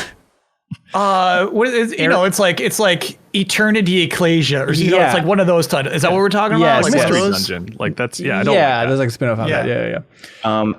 Okay, this one it's kind of specific. Oh, actually, okay. Ben, what about, I don't know how we should word this, but you said this during the Final Fantasy VII Remake Deepest Dive.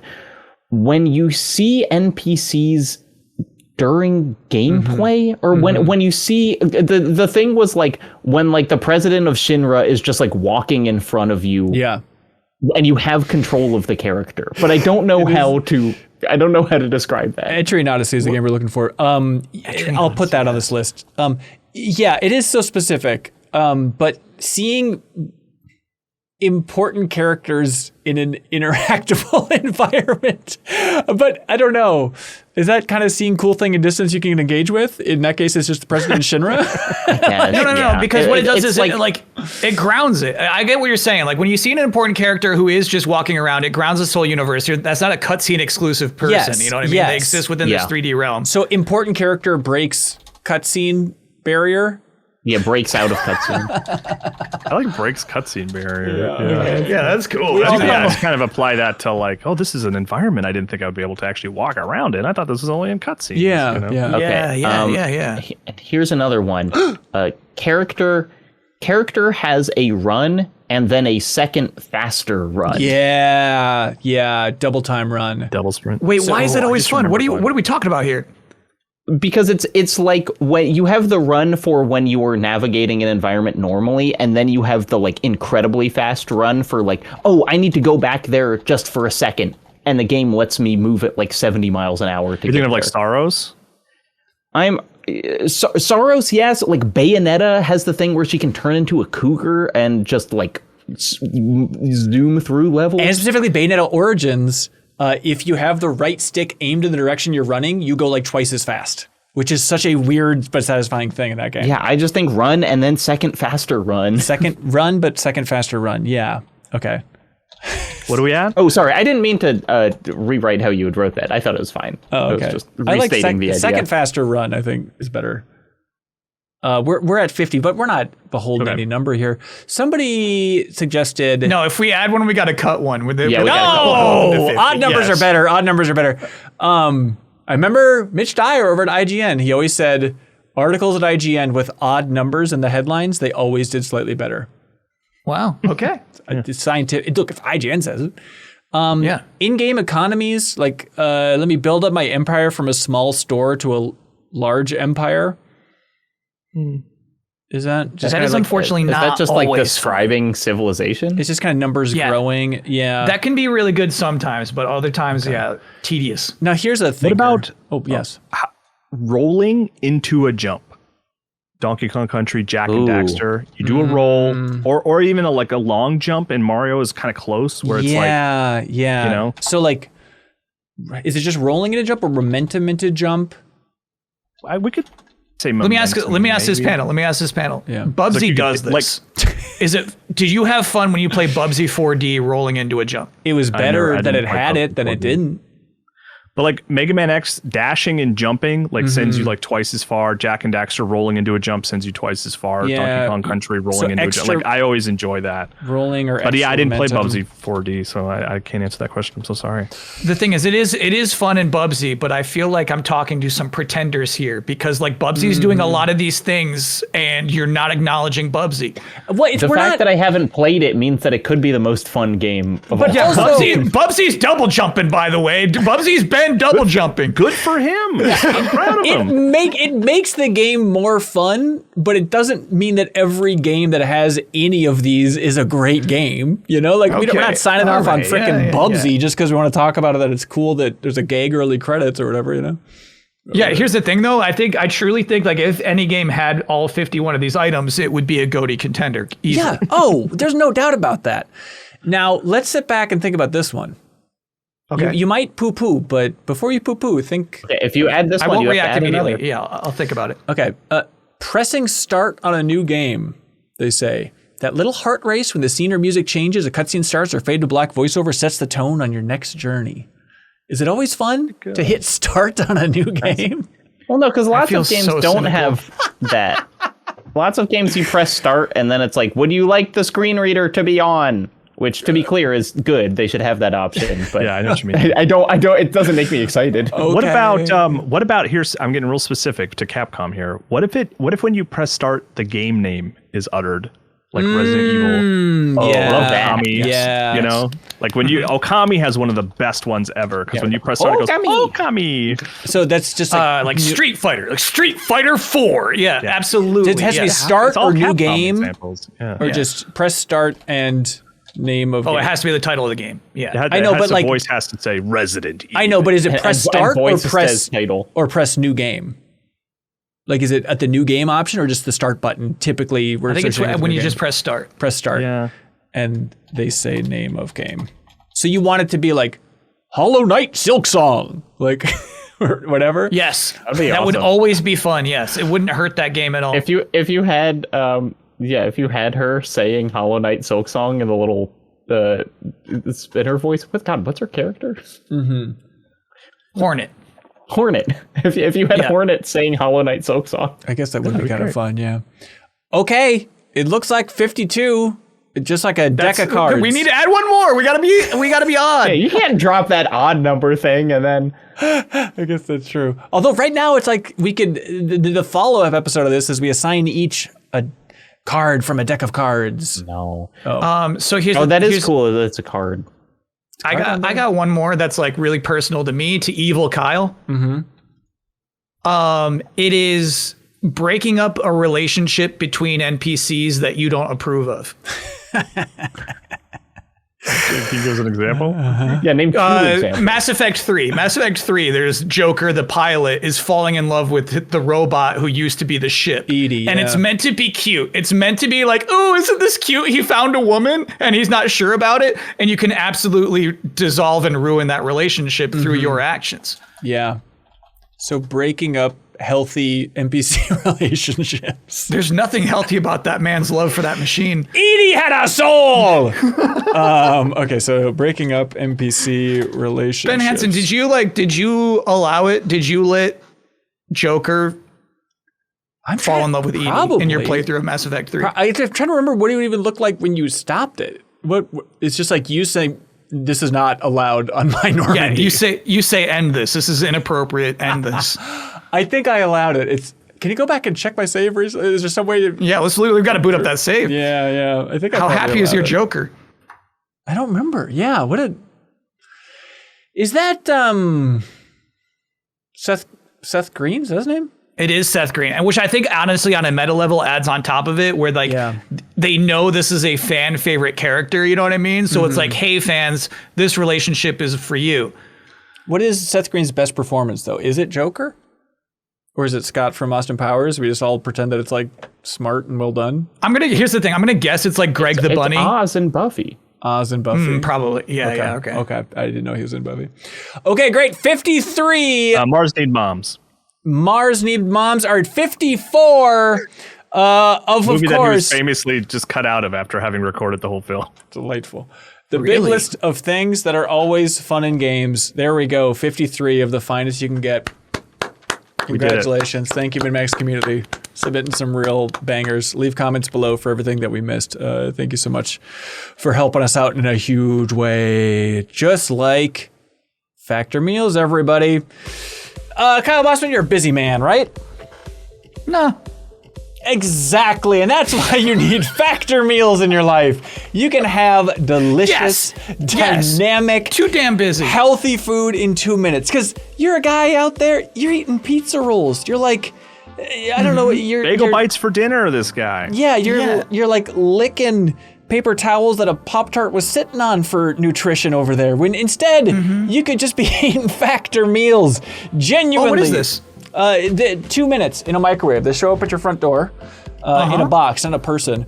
But they show up at your front door, just a big box of delicious meals. Put them in the microwave. 2 minutes, delicious, never frozen food. Over 100 rotating weekly meals, including globally inspired flavors like Mediterranean and Asian. There's always something to look forward to, they say. Last time I got the order, it's like the best. You just go on the site and it's like, all right, what do I want in my package here for 2 minute delicious meals?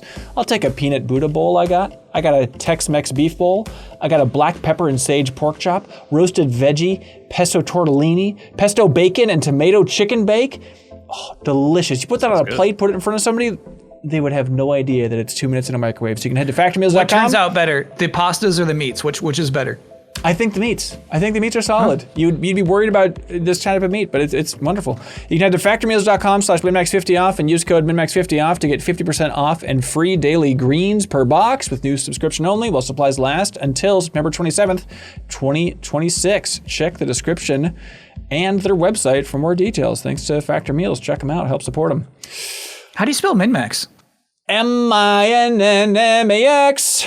And we kind of have like a jingle we're trying to get to sweep the nation. So just I like that. That's cool. Yeah, you got to remember how it goes. This deep in the episode, that took longer than I thought. But hey, everybody, a new game came out this week. It's called Denshattack. It's freaking cool. Kyle Hilliard, you reviewed this thing at Game Informer. Yeah, I liked it. I gave it an 8.5. It's just like a really bombastic, fast-paced game where you're doing the best. I think the best way to describe it, actually, as both like critical analysis and explaining what the game is I feel like it's a pretty universal experience that kids like will take like a Matchbox car and like they'll play with it this way, and then they just go off the rails and they start ignoring the laws of gravity, and they're like taking the car and like, you know, driving against the wall and making it do flips and stuff like that. I feel like Undercoders, the developer, like basically made a video game out of that version of child play. Yeah. And then they sort of applied this like anime sort of wrapping around it, and I think it's really successful and fun and crazy and like truly unique in a way that's very cool. I really like it quite a bit. Right, it's like if a tech deck was a train. Is kind of the movement that you're doing in this thing. And it's really I did a feature with about it for Game Informer a couple of months ago where I interviewed them, and the call was really fun because they had a toy train, and they're like, this is how we've been developing the game. Like we get in a meeting and I have a pen that I use as the rail, and then I explained like the process of flipping the train around, and I was like, that's just like a fun avenue to like design a game with, you know? Yeah, it's like the Sakurai thing of having he has his little maquettes for posing exactly how he wants everything in Smash. All things come back to Smash. But yeah, so this is from Undercoders, which is a Spanish developer. The director is David over there. He also was the director, strangely enough, for Ninja Gaiden Ragebound. That just came out not that long ago with Game Kitchen. No way. Yeah. So now he jumped over, and he directed this with Undercoders. And then it was written by Jordy, who wrote Virtue and Sledgehammer that we did the whole MinnMax spotlight on. Bossman, have you ever played a deconstruct team game like Mini Knights of Whisper or something? No. I think if you ever need like an hour-long game to streaming Mini Knights of Whisper, I think would be up your alley. That would be an awesome. What is it called? Game. Mini Knights of Whisper? Mini Knights of Whisper. And it sounds like Ben is saying mini, but he's saying many. It's just my stupid mouth. So we'll get to Denshattack, but the premise of Mini Knights of Whisper is it's a weird ceremony and people are coming through and asking for wishes, and you choose to grant their wish or not. And the more wishes you grant, the better you are with the one thing the game is building to, which is you taking one big slingshot to light a giant Olympic-style torch. It all comes down to one shot. It's like you can make everyone's dreams come true if you make a free throw and you get one shot at it. Is genuinely fun. What it's building to, and it's what's crazy though is like Evil Kyle. Like I don't want anybody's dreams to come true. You know what I mean? Like, you can do that as well, but then you won't have that strong of a shot. You and was like, I want to fall in love with this robot ship. You could be like, I turn him away. Yes. Yeah. I think about the wish in that game all the time, where the guy's like, hey, I got an easy one. Cigarettes are cheap and good for you.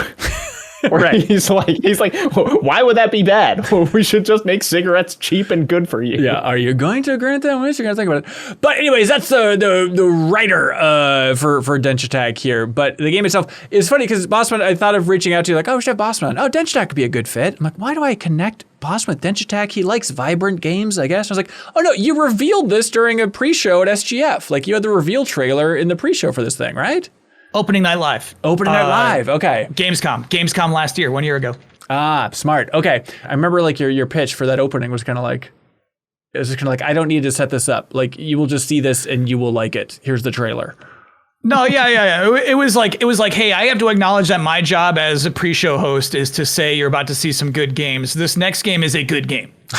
Right. Just so you know, like I'm not like this is not me like, you know, saying this because I'm paid to say this. I'm saying I'm impressed by how good this trailer is about to be. Yeah. And what do you think of the final game? Did you get to jump into it in a big way?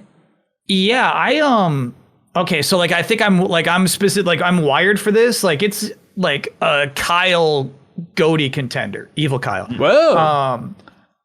It's one thing that has not been brought up, which I think is like a huge influence, is Sonic the freaking Hedgehog.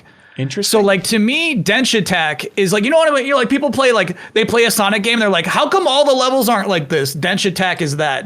Denshattack is straight up everybody's favorite Sonic the Hedgehog levels back to back to back with like an incredible sense of, I think, escalation and progression of like new mechanics and new objectives. Yeah, I think that's right. Like, a lot of people are like, oh, Dreamcast-y feel to it, Tony Hawk feel to it. But you're right. Yeah, it is. And also, I think it just feels so good it's a very slam-friendly game. It feels like every button press in this game, it can be like, and duck down, and grind here, and drift here. Like, I feel like if I played this game on fight sticks, it would feel right at home. You know what I mean? It's just like there's something precise about that idea of just like this, then this, then this, then this. And having the level of precision in a Sonic-style way, I guess, of dodging down a road and getting on one rail versus the other. Like, it has just that satisfying feel to it. You know what I had to do? I had to remap jump to PlayStation X, the bottom button. But like standard is R2. Trigger, I think, right? Yeah. So standard is like you pull down the trigger and release it to jump. I had to put it down on A. I think because of Sonic, because of Tony Hawk, it just like makes way more sense. Yeah. That is actually, I should try that because I'm also having a good time, but like my kind of hang up, and I kind of bounced off it when I first tried it, is like the controls are not confusing, but like you will be hitting the wrong button a lot when you start, or like I am accidentally jumping off of the track and just kind of like careening sailing through the wild all the time. Break or something. Because the jump button is also the button that you hold to do tricks, and there's a lot of like we play a lot of games these days where you don't have to learn the controls at all because every first-person shooter has the same controls. Every 3D platformer kind of has the same controls. This is like there is a learning process to getting to play it, and we've talked about it being a Matchbox car game, talked about it being a Sonic game, but it's also a Tony Hawk game, and there's a big tricking is a big component of this game, and that is for me the highest kind of like hurdle to get over is like your fingers want to be just pressing things all the time, but then if you're doing too much, you're flying off the rails. Yeah. It's kind of, and this sounds derogatory, but it's not meant to be, but it is kind of a game of QTEs, like QuickTime events. Like it kind of is, where it's like there's an element of reacting as quickly as possible, and then also trying to pull off tricks and keeping your combo going between those QuickTime reactions. And I know QTE is kind of a dirty word sometimes, but like I actually quite liked the sort of like how in your face it was, like now jump, okay, now break, and it only gets crazier and crazier. Like they are adding new mechanics up until the end of the game in a way that's really impressive. Like I was like, they find the balance of like we're giving you a lot of stuff, but like you're gonna feel like you can do it all by the end. It doesn't feel overwhelming ever, even though it's going like a million miles an hour. Yeah, they just keep adding so many things. I kind of feel like, could I just have a level where it's just kind of like more peaceful and I could just kind of go through it, but it's like kind of precise addition with each level as it goes. Then it gets to that levels, the first one early on of like, okay, now you're actually going in loops until you complete the 3 objectives. And that's like, okay, now I can kind of soak in this environment a little bit more. And I feel like it'd be a game that would be really satisfying to try and 100%. To try and memorize, like, and try and figure out, like, okay, can I launch myself over here and find a secret area and actually maximize how I'm doing all this stuff? Yeah, because we haven't said that it's very the levels are very heavily incentivized to replay. Every level has kind of like, here's a checklist of 5 things that you should try to do, like do a flip 720 off this and hit 12 signs and whatever. And there are medals for how the points you get and the speed you get through, and there are collectibles on each one. And so I was getting frustrated replaying levels, and I was like, you know what? I'm just going to like go through all of them first and then return and replay. And I've been having a better time doing that because it's so like the bosses of each area are so cool, where the first boss is fully just like a mech of kind of Voltron character, and then you get the second world all centers around these like baseball playing children, and it's incorporating all these kind of like elements of baseball into it, and it's so the like variety of the levels feels almost impossible to sustain. And so I'm glad to hear, Kyle, that it in fact does. It's shocking, that they do. Truly, yeah. I think it is one of those games where the quality overall will surprise you. If the idea of like grinding around as a train sounds somewhat compelling, it's like this is, I feel like, as intense and good of a game as you can get with that premise, like. And Jay, to your point about like kind of deciding to like, I'm just going to try to beat the levels. Like it is totally fine with you playing it that way, in the sense that it's like there are some games like this where it's like, oh, well, I didn't get enough medals, so I guess I should go replay some levels and try to get enough medals so I can go to the next tier. That it does not demand perfection or like medals or whatever. There was like maybe a few like race levels where like I came in 5th place and I had to replay it, like to try to get the top 3. But like if you just want to see the story and just see what every level has to offer, and you don't even want to do like tricks and stuff, and just like that, you can play it that way. You can see it to the end, which I appreciate. I like that there's not barriers like that, Oh, the music, by the way, is fantastic. We should probably mention like absolutely crazy good soundtrack. Yeah, actually, there's moments like I can't believe like this is a new track. Again, Kyle, I guess that just like the mechanics escalate. Like I guess they like the soundtrack's got to be like 40 tracks. There's got to be so many like original music they made for this game, and it's like super consistent and strong. It's crazy. Yeah, and it's like very composers. I think that they brought in. It's like T. Lopes. I know did some music for it, but it's kind of like a bit of a grab bag of kind of great game composers and stuff to jump in here. But yeah, I've had that exact take of just like it seems like constant variation of intense music like this. You need, with this much style visually, like you need the music to match it, and it absolutely does throughout, which is pretty sweet. Yeah, when I talked to them in the past, they almost seemed embarrassed about like the amount of music they had to put in the game. Good. Right? Like they were almost like apologetic. They're like, oh yeah, no, we have to put like, we want a music, like original music for like every level, and we made like 1 million of them. It's a real problem for us. Oh, it's funny because it's like the level intros have the same music, when it's just kind of panning down the track. And so a couple of times I've thought like, oh, I guess they're repeating a track for this one. And then the level starts and it's something completely new. And it's like, oh no, it's just the intro is consistent. And then they're going to throw you into not even a new song, like a new genre, maybe. Yeah. Denshattack, it's out on everything for $20, I do believe. But yeah, hats off to the team. Yeah, Kyle, how long is it? Like if you're not trying to perfect it. Like about 10 to, I think I beat in like 13 or something like that. Like it's longer than I expected. Interesting. Yeah, and you're not going back and getting all the medals? No, you don't have to. No. They incentivize the collectibles. Yeah. I don't think they ever incentivize the medals, right? Those are just No, but I guess it seems Bossman, the reason that I've always assumed they didn't make a Sonic game where every level was like that is because the quantity of art is just impossible. You know, that if you're running at 600 miles an hour, it's like, well, how do you make, 40 levels of that? And so the fact that this game seemingly just did that is really impressive. There's more than I expected. But, it also like has a good pace of like delivering abilities and stuff where it doesn't feel too long, right?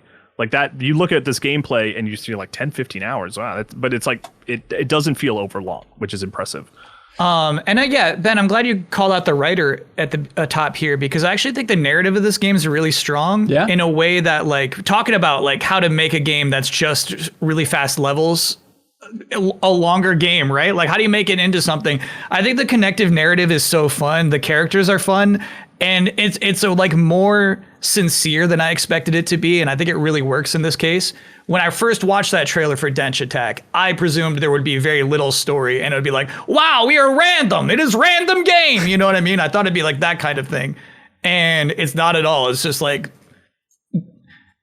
I don't know. There's just something that like is like heartfelt about it, I guess. It just like I'm into it. It's got a very, like Goku like protagonist who is just down for any level, and I think that's always a fun thing to be following. There you go. That's Denshattack, everybody. Of course, transitioning to the one and only The Legend of Zelda: Ocarina of Time. Could it be the one and only? My lord! So one of your favorite games of all time, obviously, Mr. Hilliard. Jumping back, my number one. I don't mind. I don't mind calling it that. It is my favorite game of all time, and it will always be my favorite game of all time. I feel strongly about it. How many of the things on the list does this game really contain? It might be bottom of the barrel. You can't break up any relationships that I remember. You cannot get with Malon, so hey, that kind of counts. We'll take it. Oh my lord! What was it like? Actually, I want to gauge the rest of the panel here because it's a top 10 for me, maybe top 5. Yeah. Wow. Okay. I like it. I've technically never beat it. I've gotten to the water temple twice, which I understand is sacrilegious, and so that's technically not getting halfway through it, bro. Yeah. What do you mean I never beat it technically? The water temple isn't halfway through? I always thought it was like a 60% mark or something. Hilliard will know for sure. It's 60. Yeah, it's I'll take it with pride. I think there's 3 more dungeons after that, I think so. And so if you did 4 leading up to that, yeah, okay. It's it's probably my least favorite 3D Zelda. Oh! This guy. I didn't. Yeah. It's like I played it after other Zeldas that came out in the modern day. Like it's not. Yeah. It's not better than them. I understand its significance. I take no offense at that. I take no offense at that whatsoever. The reason that I'm always like it's my number one is because it is the first Zelda game I played, first of all, even before Link to the Past. And it was like the first video game that made me feel something more than I was just trying to defeat a challenge. I was just trying to beat a level, right? I was trying to see the end.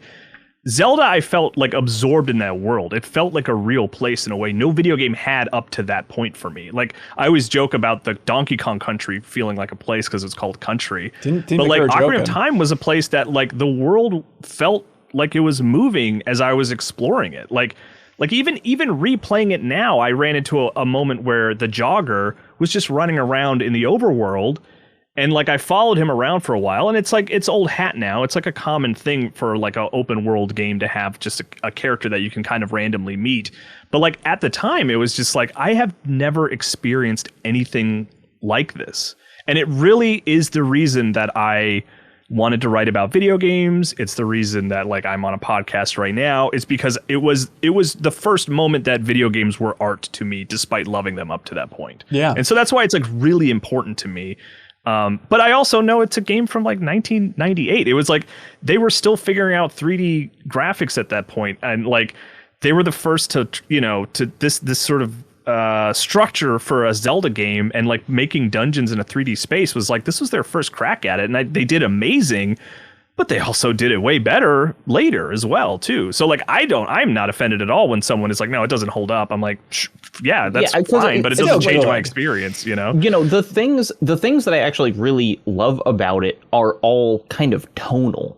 Like I think that the vibes of Ocarina of Time are so good, and it is not surprising that I kind of love how weirdly dark and scary a lot of it is. I love how the music can be so ominous in like the Forest Temple. You know, I think that like amazing track. As a kind of artistic piece, I think it's really effective.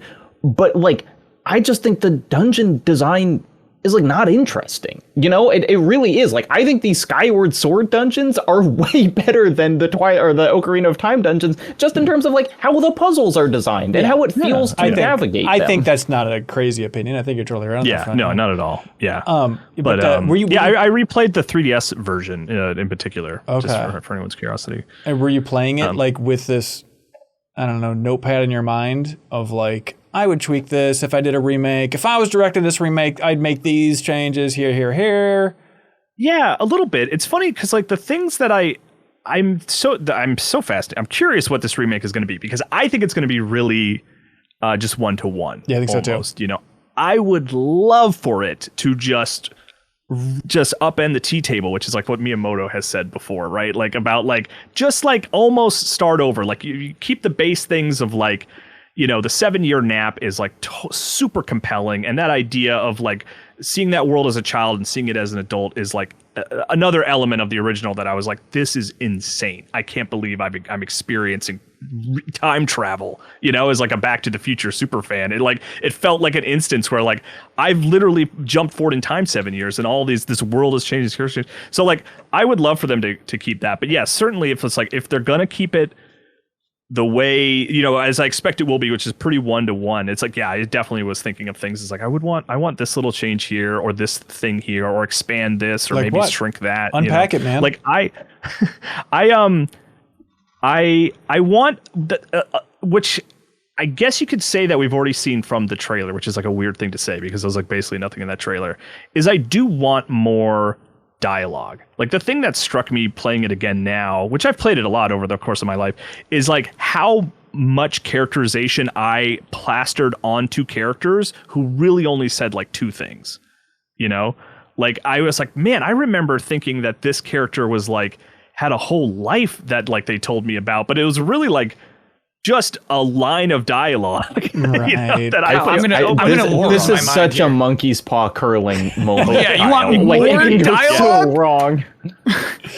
I mean, I think of like the one that stood out to me is Ingo at Lon Lon Ranch, who is like, it felt very modern politics to me, of like Ingo took over Lon Lon Ranch in the time that you were asleep, and he is very subservient to Ganondorf, of just like, he promised me everything, and like I've been taking care of this ranch, and then you steal Epona from the ranch and he just becomes like just an employee who's like apologetic about everything he's done leading up to that point. And I was like, I want to know what's going on with you, because you're this like weird secondary villain that I want more of like, what was going on with you during that 7 years, and like how come Melon is like still working here under you, and like all those like questions that like I came up with a lot of headcanon for when I was young that are not explored in any way in the game. I think what you want is you want to read his emails.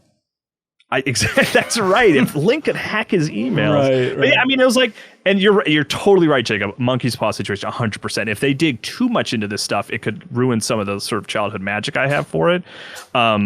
But like I think of the Star Fox remake recently, and just peeling back the curtain a little bit more on that world with all that sort of like those encyclopedia entries and stuff was enough to get me sort of excited and engaged, but still maintaining that mystery. They hit a good middle ground there, and like that is something I would want for Ocarina. It's like, just give me a little more, but don't go crazy. I think that's probably exactly what they're going to do. If this character has one line of dialogue, let's give him like 3. Right. I think that's probably likely. It doesn't be as blown out as the Final Fantasy VII remake and stuff like that, but that seems like a safe one. There's also another one, and Bossman, I'm kind of curious what you think of this. There's a famous scene that we all remember where you give the King of the Zoras, a fish, so he'll move out of the way. Mm-hmm. And that scene takes a long time. As he wiggles sideways. Yeah, like it takes forever. And I was like, I love this. This is so stupid. And I was like, this should take twice as long. Good. I was scared with where you're going. You're so right about that. Yes. Into how absurd this is. Like, why not? I mean, let's apply modern physics to how the fish's body moves. Little jiggle. I would love to see him like jiggle a bit. Yeah. Another one, like, I mean, we can get really granular here. Like playing through the Water Temple, which is famously like the hardest dungeon in the game. The 3DS version does help with it because it marks the doors where you can go and change the water levels, which is like hugely helpful.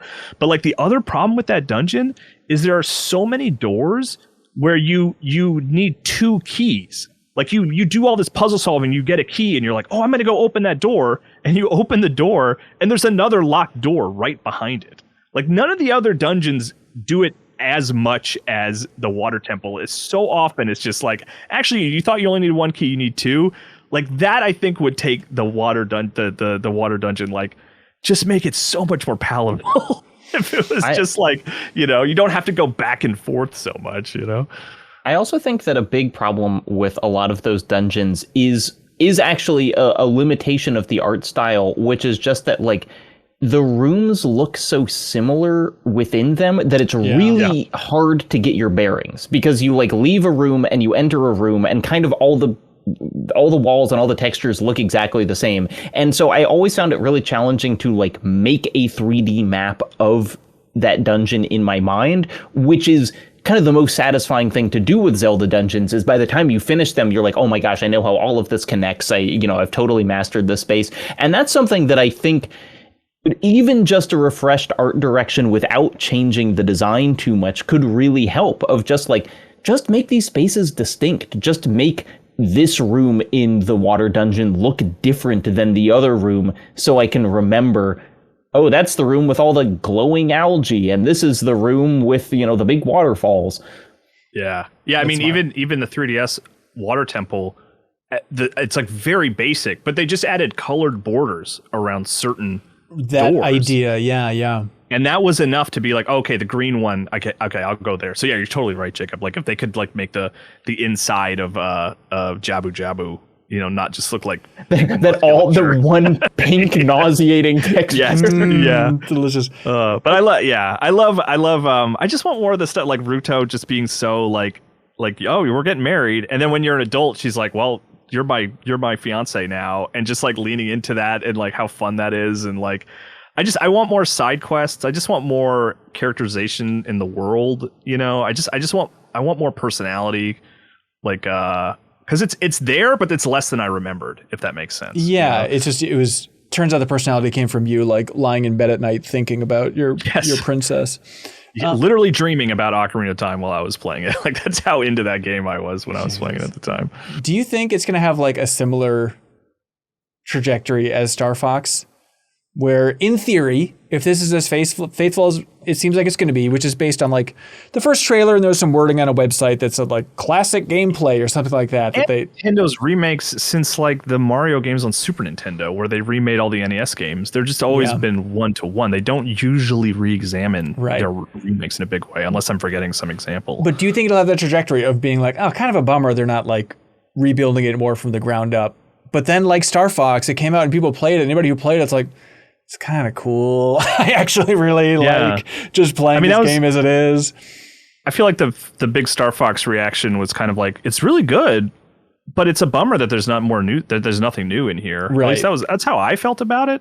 And I'm prepared to feel that way about Ocarina of Time and be like, this is the original game, but like, I would have liked different dungeons or just like more but you to do. Can't see all of the content in Star Fox in 2 hours. Right. And it's like it'll take you much longer to realize that there's nothing new in Ocarina of Time. Yeah, and that people are, I think, much more obsessed about the details of Ocarina of Time. That like I think going into the mansion where you deliver all the Skulltulas and just like looking at every corner and stuff. Which, by the way, the third guy gives you freaking bomb shoes. You collect 30 Skulltulas. They're giving you wallets, which are super valuable. And then the third guy just gives you bomb shoes, which you can buy at a shop in town. It's like, what are we doing? And they're you can barely use those. Yeah. It's disgusting. It's not even like that effective in battle. What if, I get you. What if they do a sort of... Ocarina of Time has already released a remixed remake of sorts with Master Quest, which came out and had like kind of changed up dungeons. Mm-hmm. What if they had that, where it was like, here's a version that is totally the same as you remember, just with new graphics, and then we are not radically changing the game, but we've made new puzzles for the dungeons, and this is modernized and whatever. That seems like it would be really cool, and it like they have literally made a Master Quest already, so it's not an unprecedented thing to do.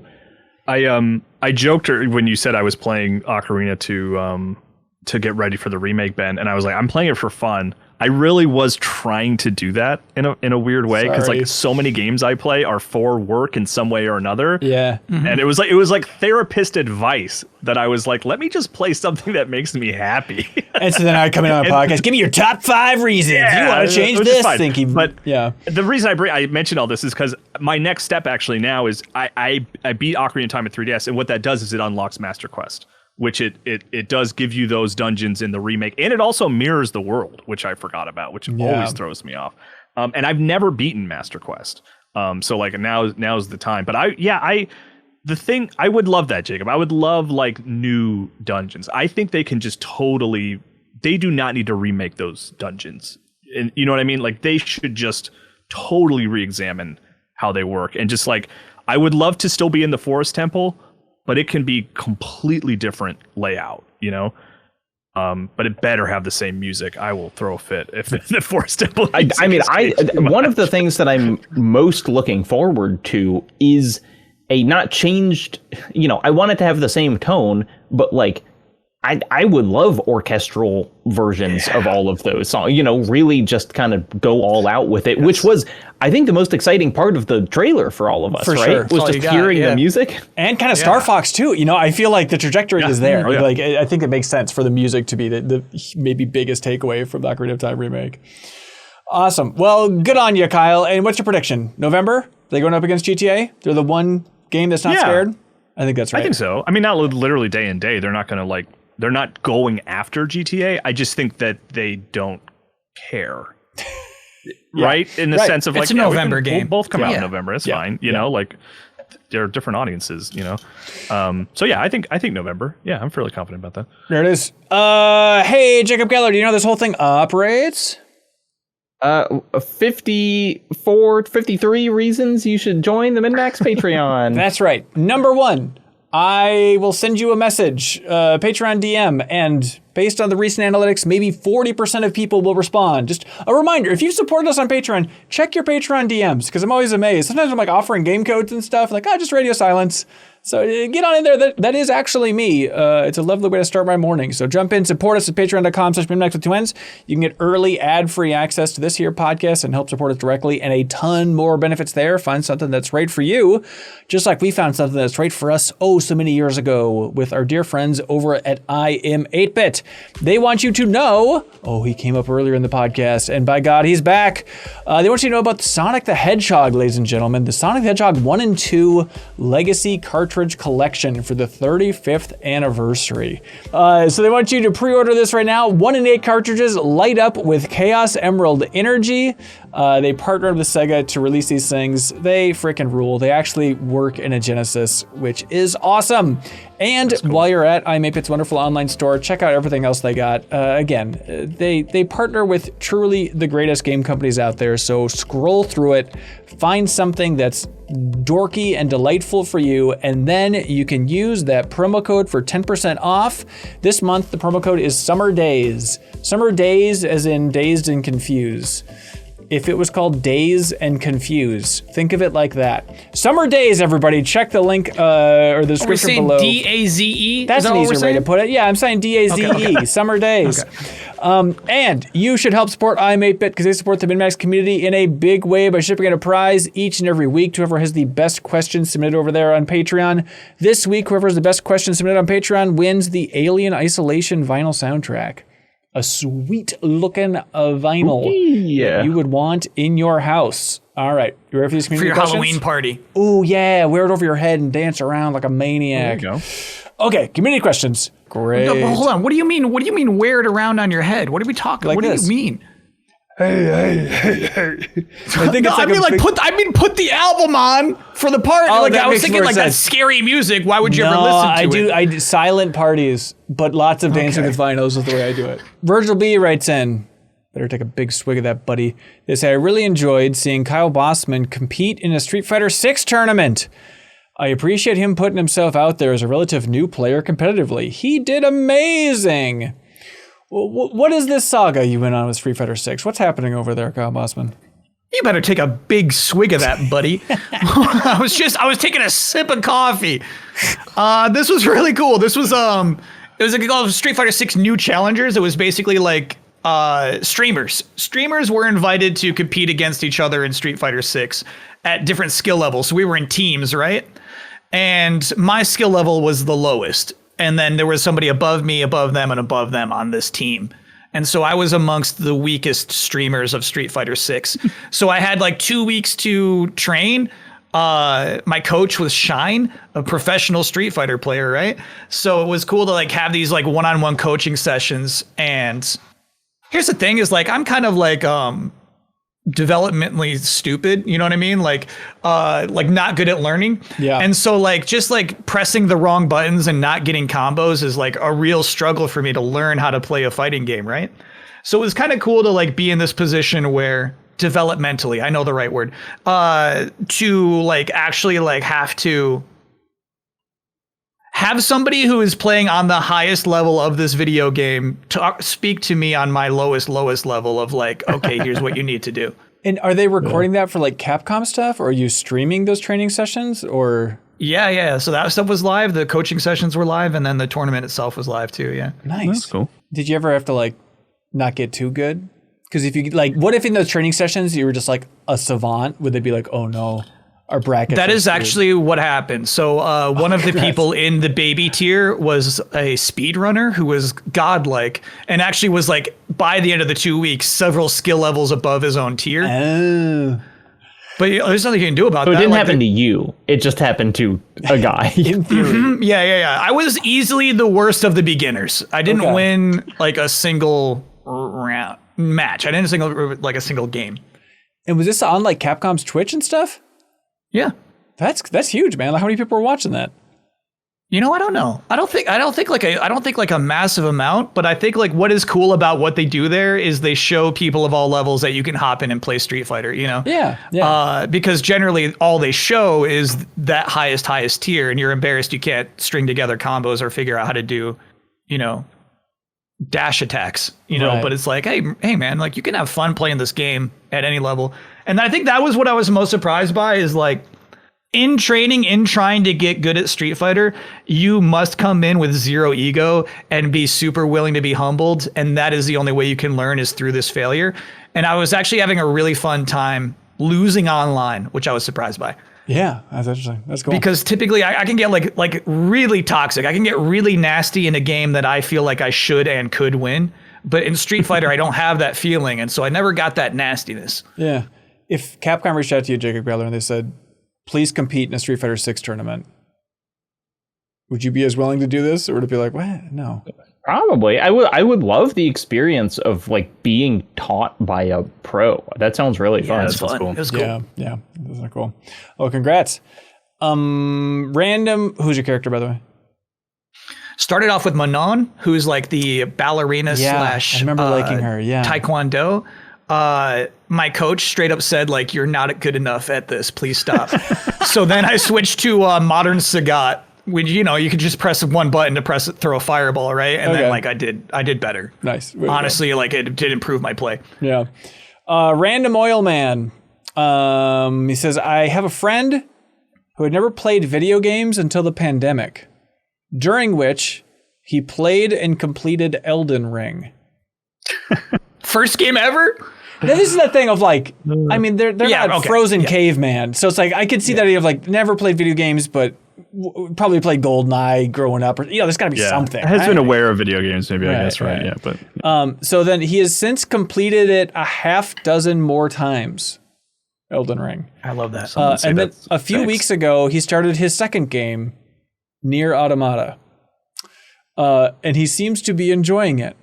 What do you think his third game should be? What is that line? You go Elden Ring, Nier, and then of course part 3. Yeah, so the question is like, do you recommend things that are just similar to those games? Or do you try and, because it's like, do you just do another open world game? Right. Or is it like, no, you enjoy, you know, this game has the same soul as those other two that you would like? Yeah. It's like a third person. I guess I'm imagining this. They seem to be a fan of third person like action games, right? Like challenging. Like Nier's not super challenging, but you know, it's not a walk in the park necessarily either, right? Let me throw something out, and you guys tell me if I'm freaking crazy. Haven't played like Arkham Knight. That's great. That's a good. Yeah, actually, yeah. I mean, because it's like I think that would first of all that would hit thing. There are things in Arkham Knight that they have not experienced in Elden Ring or Nier Automata, but it's still a third-person action combat game, and I think it's cool and they would have fun with it. Unfortunately, Bossman's just looking like he just smelled the worst fart of all time. I feel like that's such a strange wreck for this person who clearly, like, here's the thing, they clearly like style. And I would say the style of Arkham Knight is action figures. You know what I mean? Like the style of Arkham Knight is like. Have you seen what Nier Automata characters look like? They're beautiful. There are so many action figures of those characters. Yeah, I don't know. I feel like Arkham Knight doesn't quite fit that that style of this. You know what I mean? Like this sounds rude. I think Arkham Knight is an immature game. You know what I mean? Like I feel like it's like okay. I see where you're coming from. It's less mature. It's less mature than like the animated series in its like plot and how much it trusts the viewer to care about what's happening. If Elden Ring is Dark Knight, like Arkham Knight is like Batman Forever, kind of. But which I love Batman Forever. I love that movie. You've backpedaled enough, Kyle. But like I don't everything's mind good. And I like everything. I feel like here's the thing is like you played Elden Ring, like you played the best. Like that person 20 years from now is going to be like, what's your favorite game? They're going to say Elden Ring, right? Right, right. So I don't mind the idea of recommending something that is just blatantly worse. I mean, they should, honestly, it should probably be Sekiro. Right? Like that's interesting. Because then you have the action that's kind of like a little, and then you kind of now Jacob smells a fart. This thing's going around. I don't think I wouldn't go with any other FromSoft game. I think they should do something else. I also think beating Elden Ring is absolutely no guarantee of being able to make it even like 3 bosses into Sekiro, as I think demonstrated by Ben Hansen. Okay. I think that it's like a different kind of thing, and like Sekiro's difficulty is off-putting in a way that I think Elden Ring isn't. I mean, they could try it, I mean, if they haven't played a game in 15 years or something, and they dove headfirst into Elden Ring and they beat it 6 times. Yeah, but Elden Ring you can beat with like patience and grinding. Yeah, that's true. Crowboy in the chat said Expedition 33, which I actually think is a great answer for an interesting middle ground. To pivot, right? Yeah. Mm-hmm. Yeah. I was thinking of I do like that. If they're playing Elden Ring that many times, like they're probably getting really into systems and stuff like that. Like, what if it was just like something like Balatro? What if this was you zig when you think they're going to zag? You know what I mean? Great zig, my friend. Thank you. But just like, hey, here's something where it's like just systems to optimize. Enjoy, show them more of the range. I think, it'd be like, hey man, you've enjoyed some cool big 3D games. Here's a poker game that you will spend 10 times as long with. Right. Yeah. Good luck, Random Oil Man. I was thinking Breath of the Wild, but I feel like that's unfair because it's a new console. Yeah, right. Who knows what they have a Switch? We're gonna have to make them buy a Switch. So yeah, I feel like those are good. And even at that point, you got to get them to get a Switch too, so they can play the nice play. Probably 60 FPS. At that point, then you can't. Yeah. Philly Eat Steak says, "Hello, MinnMax and Mr. Bossman. We get a ton of legacy sequels in film, but not as much in games. Why is this? And what are the best examples of legacy sequels in games? I think just games take so long to develop now that." They almost feel like legacy sequels. Like it feels kind of like Uncharted 4 is kind of like a legacy sequel to Uncharted 3 in some ways, GTA 6 is a legacy sequel to GTA 5. It feels like that, doesn't it? Like it's weird. I mean, surely there's something though, like a Bionic Commando, where they were like really trying to reboot like an NES franchise or something. I mean, Return to Monkey Island is my best example. I think, of actually grappling with that. And acknowledging. Honestly. Final Fantasy VII Remake, and specifically Remake, I think, because that one's doing the most interesting wrestling, I think, with like what it means to be a new game versus, which is kind of like the legacy sequel is like, you're going to do the same things, but you're also going to acknowledge that the past things have happened. And I think Remake does that in such an interesting way. Yeah. I think legacy sequels will be lower budget going forward, like Ninja Gaiden Ragebound, right? I guess Ninja Gaiden 4 came out the same year. Yeah. But maybe let's do Shinobi then. Yeah. Art of Vengeance. So I feel like if it's been a while, it'll be a lower committed budget wise. You know what I mean? Like for any huge budget game, it's got to be either something like an obvious home run inspiring IP or something that's already working. So if you say like, why don't they do that as much anymore? It's because, they don't know the worth of like a medieval right now. But is the difference between legacy sequel? I mean, in movies, it seems clear because like time has passed typically. It's like a new generation, you know? And I feel like in games, they can pick it up so easily. So like to be a legacy sequel for games, does it inherently have to kind of acknowledge the gap in even like a cheeky way, you know? And like I don't really think that it can like change a genre. Like I think Ragebound is an awesome game, but Ragebound is not a legacy sequel to Ninja Gaiden because it doesn't feel at all like other Ninja Gaidens. And I do think that I was thinking almost like, because we have a lot of spiritual successors in games. Yeah. We have so many of those, you know, and it's interesting that what often happens is like, on my mind, because he announced he's retiring, Glenn Schofield making Callisto Protocol and being like, I don't own Dead Space anymore, but I'm going to make a game that is what I would like to make a sequel to Dead Space be, or something like that. Igarashi. Yeah. I think also the film thing is, it's like the reason it feels like a legacy sequel is like, you're like, oh my gosh, they put enough zeros on those checks to get those actors back together that we never thought would get back together. And that's not really like a thing in games. Like, oh my God, they put Mario in this one? Yeah, they got Mario? They got him? Yeah. Yeah, I keep seeing pushes for a new Tex Murphy game. And I forget if it hit its funding or what the deal is, but it's like, hey, here's the actors or developers wearing a trench coat again, being like, come and fund a new adventure, see? In a classic Tex Murphy style way. And it's like, I don't know. There's something kind of sad. Like, I don't think I want to see. What is Tex Murphy? Is it an FMV game? It's an FMV. Yeah, it's like, an old adventure game. Yeah. That's coming back. But it's like, is God of War 2018 the biggest legacy sequel?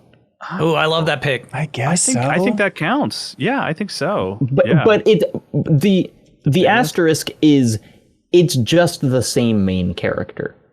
Like it's God of War 2018 is like Creed if Rocky was still the protagonist. Yeah. What do you mean it's just the same main character? I mean, you know, he's like the lore is still there. They still got the weapon, you know. Yes, but usually legacy sequels are a handoff from the older generation to the new, and in theory that might be happening after Ragnarok, but like it's 2 more games with just the star of the old ones being the star of the new one. Yeah. I mean, Devil Wears Prada 2, there ain't no handoff happening in that movie. No, that's just a sequel because it has a 2. Yeah. You know? That's a good point. Yeah, it just because it was so long that it feels like a legacy sequel. I really like that movie, by the way. I don't know if you guys have watched it. I haven't watched it yet. Here's good. Yeah. Caleb Edwards. Magazines, if you can imagine. I know that's kind of makes me want to watch it. Yeah. Caleb Edwards writes in. They say, "What are some brands or names of things that have a hidden double meaning that took you forever to figure out?" Embarrassingly, I realized why MinnMax is named that way, both for min-maxing your build in a game and that Min is short for Minnesota. That's right. Thank you, Caleb. Another example is Grinding Gear Games that makes Path of Exile. Its logo shows gears grinding together, but it's also the core concept of the Path of Exile games where you do a lot of grinding. Yeah. Anybody else got any of those classics? Oh, the Beatles, that type of thing. Did we all thumb this hoping that other people would have examples? I'm counting on you, Kyle Hilliard. I don't remember thumbing this. Is that the only one that thumbed it? I wanted it. It was a classic example of like I don't really know if I have one, but I like this question. I want to hear what people have to say. You don't have one? I like the examples in there. Those were good examples. Okay, what about this? Does this count? And I think there was like a Resetera thread that started a while ago about this, and I was like, is that right? Is the Onion character from Parappa the Rapper Chop Master Onion, is that his name? His official legal Christian name? That's correct. Is he in the game based on the pun of Rapscallion? No. That's just a happy coincidence. Otherwise, they would have put it in the lyrics or something, or just had that be his name.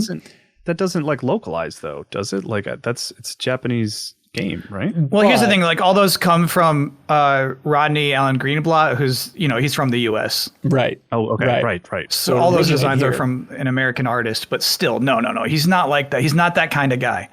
It's They all rap. It's Parappa the Rapper. Every character raps. I know, but you're trying to come a rap moose pun? Yeah, come on. Yeah. I'm offended by this is a reset era thread? Yeah, I think it was, yeah. I'm going to make an account and I'm going to get in there, bro. Obviously not. I don't know about obviously not, you know. You know what? I thought of one that was like embarrassing for me. It was South Park, The Fractured Butthole. Yeah. Took you a while. That I didn't. That one took you a while. It was live. It was like I was saying that title out loud, and people were like snickering at me. I'm like, what am I missing? What's going on? And like, dude, they announced it. Didn't they? Like they said The Fractured Butthole. Yeah, Ubisoft the announcement trailer was just 3 minutes of fart sounds, but still. There's one T in the title, right? I just took it at face value. No. Look, I'm risking looking foolish live on air here. Is the stick of truth a pun? No. It is odd, right? It's not a great name. That title sucks. Yeah, it does. It's a terrible name for a video game. But I think maybe if there's an angle here, it's that isn't that funny because it is the whole premise of the game, right? It's like, oh, this all-powerful stick because it's kids pretending to play this fantasy world, and so I think it's that idea. If South Park is asking me the question, isn't that funny? My answer is going to be no. You're mistaken. Kyle Bossman, what is your take on a certain game called Parappa the Rapper 2? I don't like it too much. Too much. Okay, because that was my take as well. Is always in my mind, I was like, I remember people didn't like it. I dabbled. I think I had one demo for it, and I was like, no, just because the first one, moving on. But I started playing it over the weekend, and it's that reframing that you have to do. Of like at the time, it's like this is just a worse version of Parappa. But now in retrospect, it's like another retro experience that's like Parappa, but it looks a little bit better, I guess, even though Parappa 1 has its charm, right? It's like it has aged well, I think, just for being more of like this cherished little item. And I went back and pulled you in just because like Rhythm Heaven, you were just in the mood? What was it? Oh, specifically, it was like it's really hot here in Minnesota, and so I was like, you know, my kid doesn't play games or get like a lot of TV time or anything. But I was like, we should go in the basement and play some PS2 games because it's nice, cool in the basement. This would be a nice father-son activity. And so I was going through a bunch of PS2 games thinking of like, what would be a good option? I was like, oh, Parappa is just basically like a kid's cartoon, you know?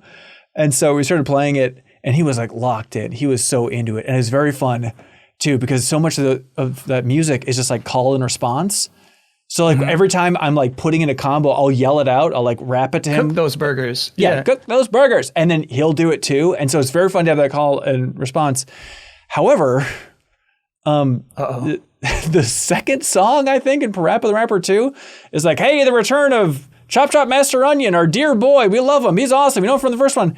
Except the song is just like, how to please a woman in the bedroom. It's just like this crap. Right. I wanted to ask you about this because you had your child there. The opening cutscene, and what I love about this is it's super relatable, right? It's a bunch of kids hanging out. I don't know how old Parappa is. Like, let's say teens. He's like a teenager hanging out. Right. But something comes on TV and they say, this is for adults only. Yes. And then like PJ Barry's like, okay, let's check this out. And Parappa's like, I don't know if we should be watching this. And that's the thing is like Parappa's learning to grow up to become more mature, right? So he's like, okay, I guess I'm going to watch this adults only show here in this. And it's like just some beetle flipping over and everybody laughs and he doesn't get it. Yes. It's like, know, it's like you're 13 and you're watching South Park. You don't get all the jokes. Right. They're too smart. Yeah. And so like, how did your kid react to that? Well, he can't read, so the idea of like adults only, like no reaction. And also he gets no TV time, so he's just like he was just in awe of everything. He did not have a moment. I might have like sang a little less loud when it's like caress their thighs, whatever the hell the lyrics are for that song, because it's like thighs. It was a little bit much. But you say that Parappa's above Rapscallion. Like I had no idea that Parappa the Rapper has a dad, and his name is Papa Parappa.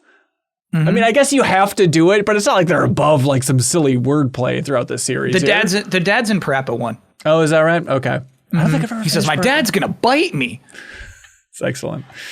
I'm glad you know that so well because that game, the plot is somehow zanier than I expected. Like just the first 3 missions of Parappa the Rapper 2, if you wrote down what the storyline is, it'd be more complicated than Clair Obscur. I think for like, wait, it's a lot of noodles. It's a lot of noodles. Okay, stuff. so he wins Lifetime Noodles, and his girlfriend's mad at him because he doesn't like her cooking because he's eating too many noodles and he's sick of noodles. But then everything in the world is being turned into noodles. So then he needs to go to his dad, who invented a shrink ray, but then is also trying to cure the noodles. It's like there's a lot of weird stuff going on there, but it's fun. Jacob Mazanowski writes in. They say, with the gaming news being so negative, it's hard to listen to gaming podcasts because I just get sad by the overwhelming amount of negative vibes. How did we do? Yeah, let us know, Jacob, please. I still like to stay informed, but to try not to overdo how much I take in and listen per topic when news is bad. I hear it. I hear you. They want to know, do our numbers go up or down when the gaming news seems consistently bad week to week? It's a good question. Yeah. Do you have some data to pull up? It's not the best data, but I do have something. Like, I realize that if you want people to click through, I can't have for the 14th time this decade a headline that says Xbox layoffs. Like, no one's excited to click through that way. It's like trying to come up with what's a way that you can say this and it's clear that we're talking about news. And so looking at like the most downloaded, YouTube algorithm, the whims are all over the place, right? But I was looking at like audio downloads for the podcast, like the most downloaded episodes, if there's any negativity in there. And our biggest episode for downloads, not counting any Game of the Year related stuff or like 2025's most underrated games or most anticipated games or any of that stuff. The 6-shooter duels, those are all cut out of there. Number one episode for downloads is Hades 2 review, Silent Hill F, EA buyout with Jason Schreier. So it's like, with Jason Schreier. That helps. Yeah, it looked like YouTube Gold. The recent one with Schreier, just on YouTube, seemed like it was a little bit more than the others. Right. So it's tough to be like, okay, the negativity versus like, if there's big news, people probably want that discussion. Like second biggest episode is GTA 6, Giant Bomb and Polygon gutted, Deep Rock Galactic Survivor. All right. Well, I think I know what thing caused people to click, and it wasn't Giant Bomb and Polygon. It's the word gutted, bro. You use the word gutted. I think it was the right choice of word choice. It's the letters G, T, and A. I mean, maybe it was an early episode. We've put GTA 6 in the headline plenty of times. It's not like that's automatic win for podcast listenership, but it's like I think people who are excited about gaming podcasts probably really interested in the middle section there. Yeah, I think so. But yeah, so it's tricky to be like, well, the big news is often negative, but it's not like, it feels weird to say the numbers go up when negative stuff happens. And I've definitely, if it's like weeks in a row of everything being Bummer Town USA discussions, I could see people being like, I'm sick of gaming podcasts like Jacob here. I think like from a different perspective, like Game Informer, right? Like traffic on news stories and stuff, like those bad news stories individually will do good traffic and a lot of people are interested in them and read them. But like we still, it's like one story getting a lot of traffic versus like a broader view. I think like better news like across a week it generates more traffic than like one or two bad news stories over the course of a week. Am I making sense? No. Like what's overall, a good example? A rising tide lifts all boats. A lowering tide elevates two sad stories. There we go. I think, like that, like traffic is better, I think, when it's like an exciting week of big news and exciting things. But when there's like bad news, those individual stories will get a lot of traffic. Okay. Yeah. Well, delicate. I get where Jacob's coming from. And I also, sometimes I want to cover news more on the show, but I hear you listening to a lot of gaming podcasts like I do when it just gets into like layoff report. It's like, the way we talked about it, like in the pre-show, I think last week in particular, right? It's just like, there's a way to talk about bummer news without being a bummer about it. Obviously acknowledging it's sad, but it's like, are people fired up to talk about this news? And if they are, then it's great, but when you're talking about bummer news and no one's fired up to talk about it in any way, I think that's kind of podcast poison. So like I do like a weekly like news show, right? Where it's like, you almost have an obligation. If there's new bad news, that you got to find a way to cover it, right? Talking about like if it affects the viewership or not, it kind of bounces around. I'll tell you. All right, so the last season of Delayed Input, my best viewed video is called "The Repulsive New Star Fox Characters Are Good." Yeah, Smart. I feel like that's nice because I'm playing both sides there. You know what I mean? It's like I acknowledge these look bad, but I was also saying this is a good direction. I like, you know what I mean? Like that's a take. Like, people click for the take automatically, right? So I feel like something like that works. But to be honest with you, like me making fun of Xbox is like how I pay my bills. Yeah, the Xbox will never win. Yeah. Yeah, like if they ever do just straight out cease to exist, I'm going to have to find a whole new avenue for revenue. Like I don't know what I'm going to do. Yeah. And do you get sick of talking about that, or is it always interesting? I don't like it when it's like actually seriously bad news. So you know what I mean? Like I make like making fun of like a bad press conference and not, oh, they just let 1,600 people go in one day. You know, that just sucks. It's not like a thing you can say like with a smirk and be a smarmy about it, you know? Right. Just for a little Xbox hypothetical, Bossman, just to wet our whistle. Imagine this. Okay. Launch of the new Xbox, Project Helix, whatever the hell you want to call it. Yeah. They subsidize the hell out of it. It launches at $449. They say, we're eating it. We know we're losing a boatload of money on this because this thing is costing us a fortune. This thing is $450? Yeah. We're Microsoft. We're swallowing that big jagged pill, as Alanis Morissette sang about. So console launching, $450, launching with Elder Scrolls 6, console exclusive. Yeah. Also, the deal where Game Pass is back and it's $1 and you can get it. That's the way they start their generation. They'll bring your dead grandpa back to life. Imagine if they did that as well. They'll consider it. Just those things. Would that be enough to put a dent into, let's say, a PSX comes out the next year? Is there any competition? The next year? That's crazy. Just wetting your whistle? Do you mean, like, what did you mean by Kyle wet our whistle with this? Because I like talking about this Xbox stuff, but I understand it's like exhausting. But I wanted to. Would that turn things around? Yeah. I'm sorry. I don't know wet your whistle as a euphemism other than take a sip of something. Yeah, take a sip of this. Okay. No, okay, so I feel like honestly, truly, like I feel like the next PlayStation struggles are going to be like within their own realm of like producing stuff, you know, like actually like producing the consoles and, you know, their own marketing stuff. Yeah. I think that the next Elder Scrolls like won't even like, if it is a launch title for the next Xbox, won't be that good. You know what I mean? Like that's years out. So like I feel like no, I don't know, man. Yeah, I think there's no way that they would. I think the Elder Scrolls 6, if it comes out within 3 years of a console release, is going to be cross-platform. That's a prediction I'll make. Like, right. I don't think they would have a launch title, Elder Scrolls 6, that would not also be playable on the previous generation. But I like the hypothetical though. Just ignoring the sort of the realistic ramifications of all this. Oh, also, if there was an inexpensive new Xbox and it was the only place to play Elder Scrolls 6. Also, would Xbox be a success? What we talked about last week, also physical media galore. You know, it's Asha Sharma in the video, like holding up the box, being like, "This is exclusive."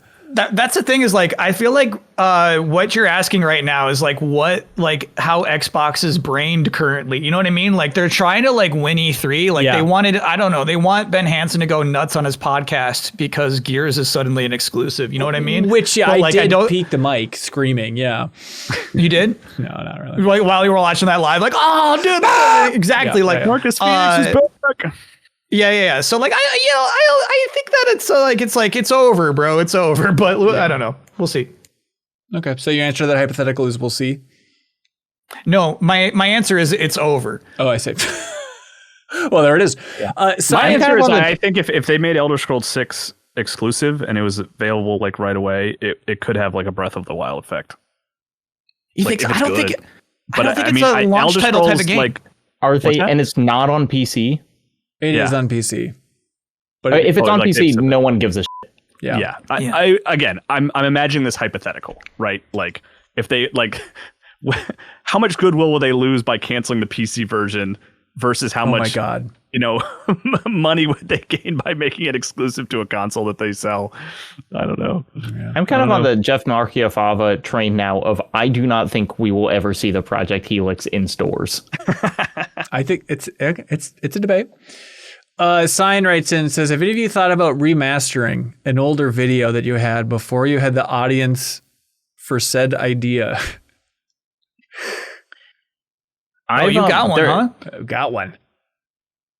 This has actually been, I've been in conversations with creators talking about this, because it's like both, from the creative side, you could probably do it better now. There are plenty of videos that I hate, like the sound quality or the editing choices that I make. And most of your audience probably hasn't seen it. Mm-hmm. But I think I think you're basically like George Lucasing. I don't think you should. I think it's kind of important to let your bad, immature choices kind of stand and keep them that way. Yeah. Even if you acknowledge it, it's like you're not removing the original video. It's just like, hey, let me tell you this again. I guess if I would not be interested in watching that video. Right. It's like the only way that I know how to make videos is what would I be interested in seeing. And if I was watching a video and someone said, I made this 2 years ago, but it's better now, I would just kind of be like, eh. Yeah. It's kind of the content creator equivalent of like, somebody gets on SNL and they're like, I used to do this character at the Groundlings on Friday nights. Let me bring it to SNL type of thing. It's always just kind of like, it's kind of just weird to be like, we're just going to pluck something from this previous life, but now that I'm on the bigger stage. But then again, I guess it's like, well, that's the way. So you're referring to what are probably SNL's most successful characters? Yeah, that's right. I got no problem with that. That's development, man. The Guy Down the River was a Groundlings character that him and Bob Odenkirk wrote and would perform frequently. Yeah, before SNL. I guess it's all good. Bryce Blackmore. Wait, did you have one? You said you had one. No, I had one as in Jacob was he had an answer. I had one the same way that Annie Potts got one in Ghostbusters. Okay. Like I got one on the phone. No, what does that mean? We've got one. Or whatever. We got one, but she's not a Ghostbuster That's herself. Right. Okay. I will say here's the thing. For my answer for this question. Because I mean, I feel like this guy is like movie, like he's doing movie references like that are just like I've seen it, but I don't know this part of it. Right. The antelopes eat the grass. The rest of us have just learned to not ask. The Annie Potts eat the grass. Go ahead. Some of the funniest things I've ever written in my life were sketches that were performed once and then never again. Ooh. So there's some element of that to me, you know what I mean? Where like, man, those sketches that I wrote were like, it'd be fun to have those ever like reproduced and kept forever. But again, I feel like maybe the chance that they wouldn't work a second time, like it's kind of just like that's kind of the magic of what that was that first time, and just a live stage moment that's just gone, Yeah, it's interesting because that's different than how I guess the reason that I don't care about like the Groundlings SNL character or whatever is like if the thing's not viewable, then I kind of think it doesn't. It's like if I wrote like an essay in my journal in 2014 and no one ever saw it, and I made it into a video now and made it better. Huge. Yeah. And I wouldn't feel bad. It's more like if someone could watch the first version of this, then I think it's weird to make a different second version. Right. Okay. So if I took like some idea from back when I started at Game Informer, some video that did okay in 2010, it's like, let me just do that again at MinnMax now, and maybe more people would see it. So you do have one. If it's just topics, then I don't. Like, if you're just going to... Just tell us what it is. What's the video? You have one. I don't have anything in mind. I was thinking... No, I genuinely don't have anything in mind, but it's something like, we used to do like the Super Replay Showdown, Kyle, right? Or it's like, we compete to choose which game we play all the way through, but it was like, if it was like a showdown for what the next deepest dive is or whatever, like, I guess that's not like... That's not repeating... That's a sequel. That's just kind of like taking a concept. Yeah. Which is... if you just made another movie about guys being in space, that's fine. I just don't want you to screw up A New Hope. Right. Okay. Yeah, that's fair and good. Yep. Michael Nickley writes in, they say, hey, MinnMax, Dual Kyle's edition. What's the most outlandish room you would genuinely enjoy adding to your home if given unlimited budget and legal free reign? Personally, they said, I'd like to have an aviary full of ridiculous tropical birds. That's good. I was going that way too. I think I'd be like a aquarium room. Think like, aquarium in a Animal Crossing museum, but like I don't have to clean any of it. But I can just walk in there and walk the halls at night and everything's lit up in blue and beautiful. I think that the child version, the trampoline room. Yes, that's my answer. Trampoline room, just immediately sold. I think about stuff like an aquarium room. It's like that would be a lot of work, and I probably wouldn't go in there and just relax. But I could see myself if I had the trampoline room was on the walk to my office. I'd pop in there and bounce around a little bit and then head downstairs. I'd probably do that every day, And to be clear, we're talking about the floor is trampoline, but also the walls are trampoline. Yes. So you can can throw you can ricochet. Yes. And there's also Velcro walls, and you're wearing a Velcro suit too, just to have the full like Letterman effect. Yeah. Yes. Yeah. I was thinking about like soundproof room to have acoustic drums or something, but I was like, that's actually kind of reasonable. Like that's not that like insane an idea, But yeah, trampoline room for sure. Genuinely, like an indoor pool would be pretty nice. And people do have those, but it's like when I think about it, it's like, well, what I really want is a pool without having to think about maintenance, which is just money. It's just like, I would like to have money. But like, even, when people who have pools and are not like billionaires, I'm like, you spend half your time putting chemicals in that thing so you don't get an algal bloom. Mm-hmm. Yeah. Yeah. It seems miserable. You know what I was thinking about? I was thinking about what I really want. Alanis Morissette, Jagged Giant Pill. I was thinking just like a compartment, like a little mummy compartment. Yeah. You know what I mean? Like you just like you slide a part of the carpet away that nobody knows about. And I just kind of like tuck myself in and shut myself in complete darkness. And that's not even where I sleep. That's just like where I take a nap. Right. We could fit a sarcophagus in your current apartment. Secretly though, it's got to be like a, you know what I mean? Like we got to find a place to hide it. So it's like sensory deprivation tank, but instead it's just a sarcophagus. Yeah. Sensory deprivation sarcophagus. Yes.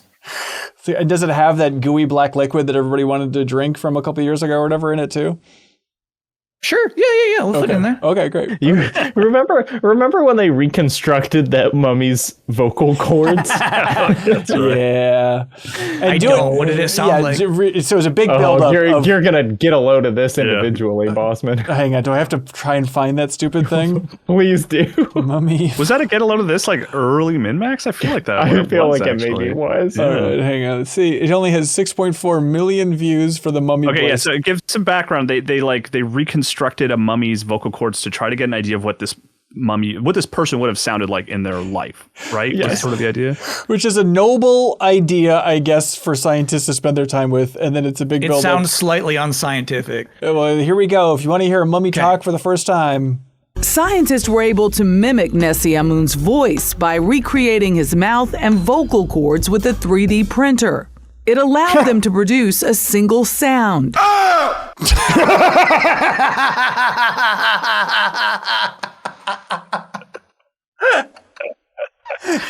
didn't. You set it up like it's going to be funny, bro. It's going to be funny. Just listen. And I still didn't expect that. You never see it coming.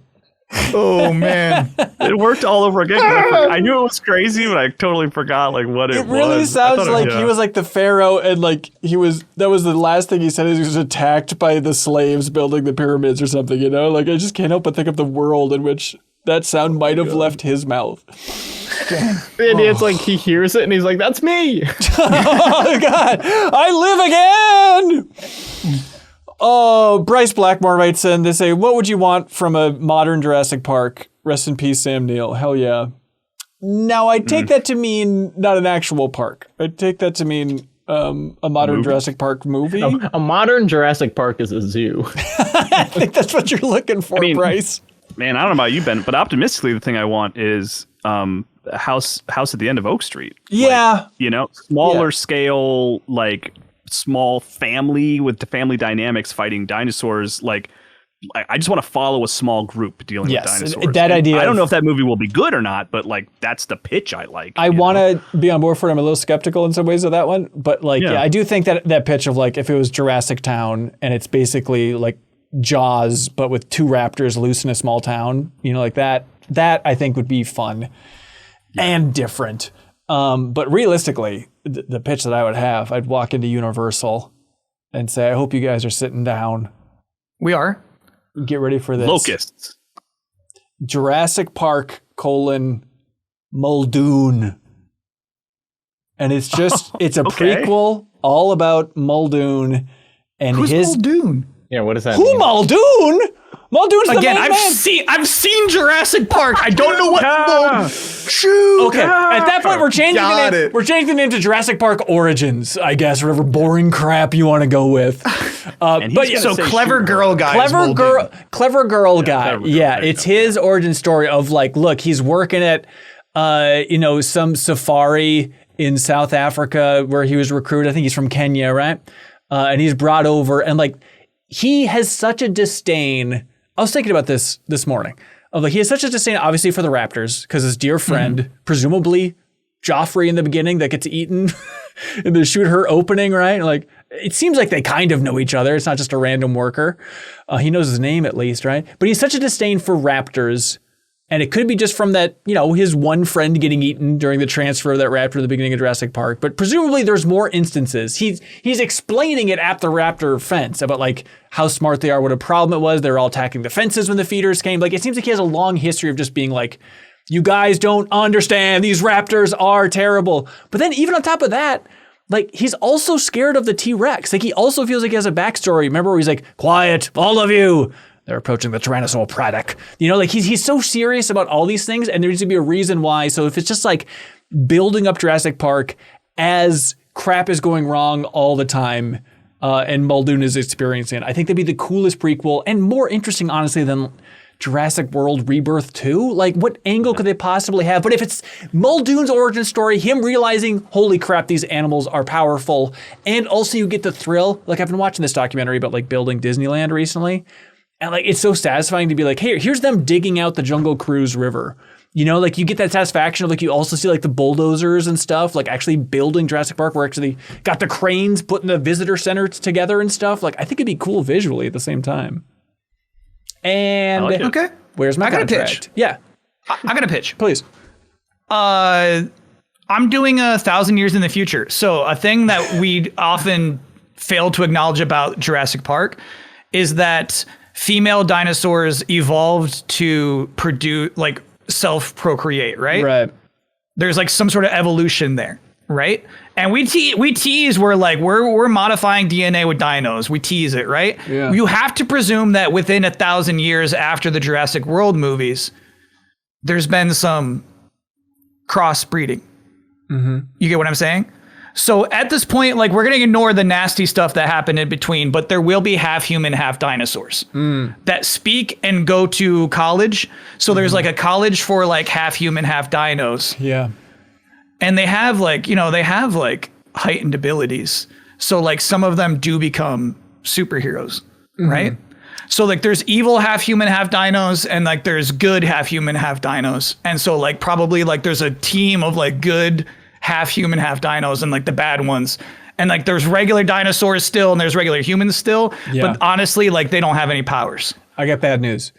If you look, Google image search for scrapped Jurassic Park 4, because this was the pitch that they were going to go with, was hybrids of like part human, part dinosaur. Just look at this crap. I thought you were building to a bit about like some existing children's television show or something.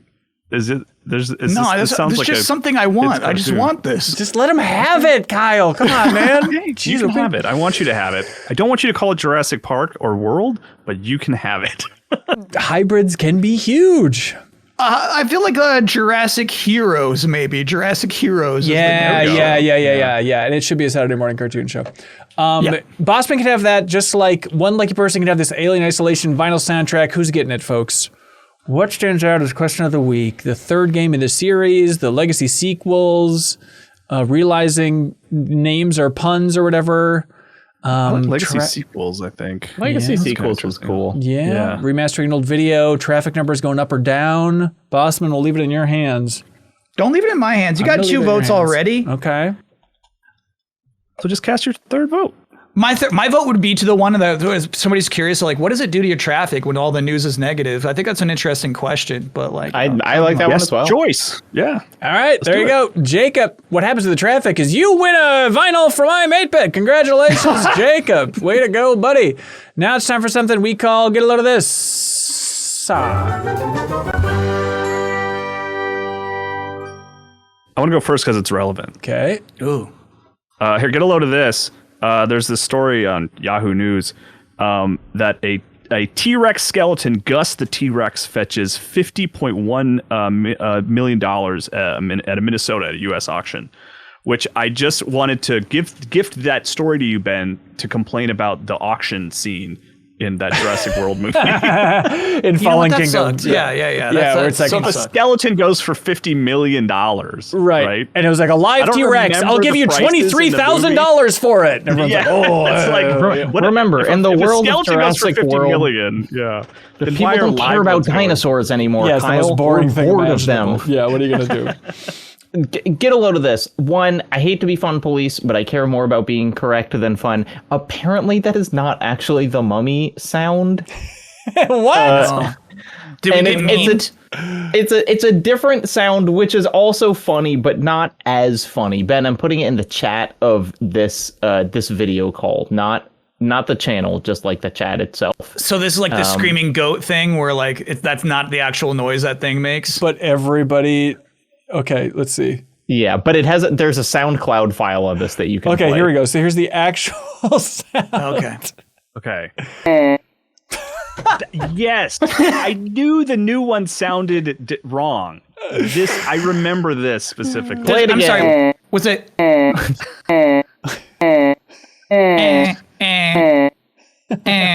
Sure. All right, there we go.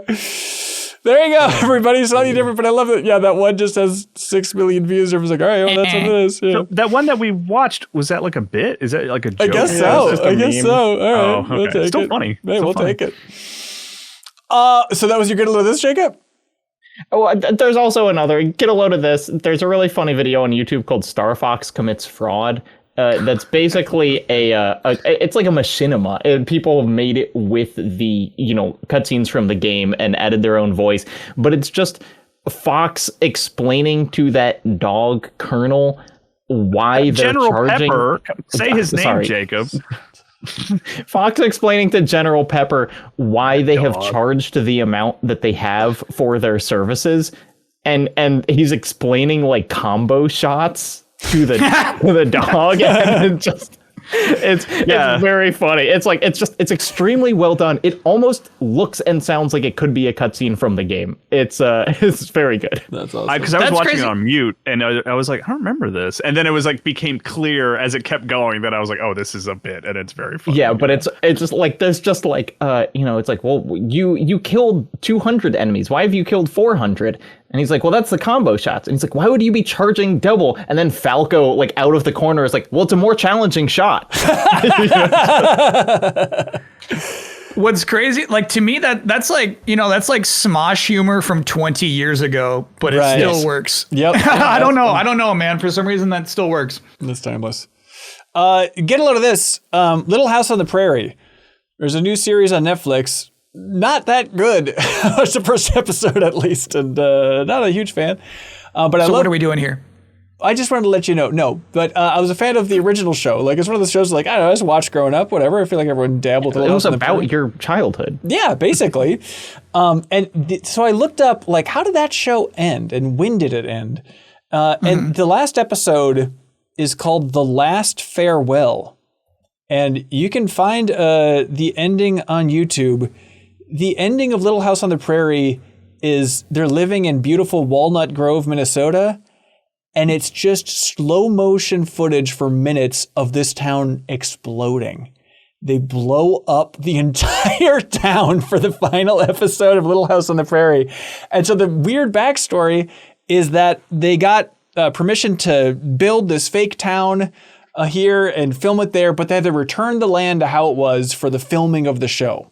And so they're like, we're going to blow it up anyway, so we might as well film it and like incorporate it into the storyline in some way. So the storyline they came up with is that there's an evil railroad baron who has tricked everybody, and he secretly bought the land for the entire town out from underneath everybody. And then the villagers are like, oh yeah, you bought the land, but not the buildings. Kabloo! And they blow up all the town to get back at the railroad baron. Which is what he would want anyway. He doesn't want those. I guess that's probably true. He's like, oh no, that was a cool house. Anyways, link below if you want to watch a bunch of old houses explode. It's a pretty sweet ending to a pretty sweet show. And I hope that Netflix goes out the same way if they know what's good for them. Netflix shows don't get finales. That's true. It's kind of sad, isn't it?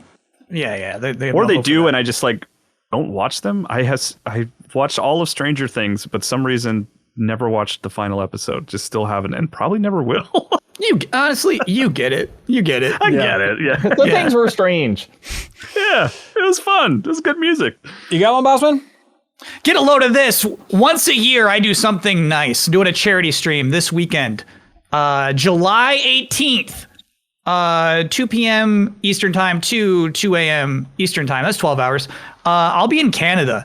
I got a Canadian friend who loves charity. So I've been involving him the last couple of years. This is my first year going to his place to try to do a stream from his Canadian house. We'll see how it goes. Just playing GTA Vice City. Cool. The thing is, we got, stuff where, if you're playing and you kill somebody who didn't deserve it, you have to personally donate $3 extra. Good. That's good. Which is, bound to happen probably. Charity of choice is the My Stuff Bags Foundation, which is a really cool charity that provides a duffel bag full of necessities and really nice toys and arts and crafts stuff to children who've been rescued, children who show up at and just any organization without any belongings. You know what I mean?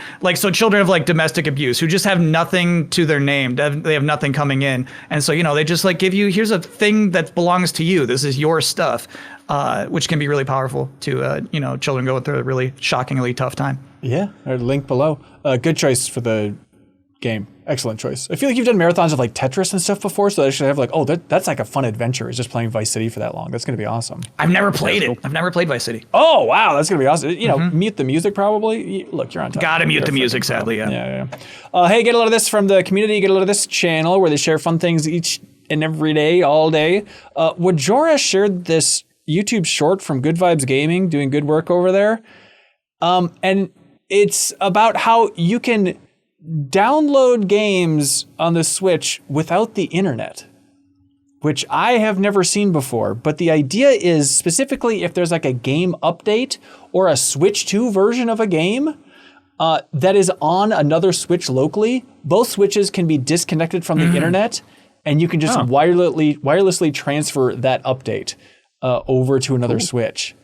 Yeah, that's cool stuff. Isn't it weird that I'm still learning things about what the Switch is capable of? And you played the whole welcome tour. I know, they didn't touch on that once. It's offensive.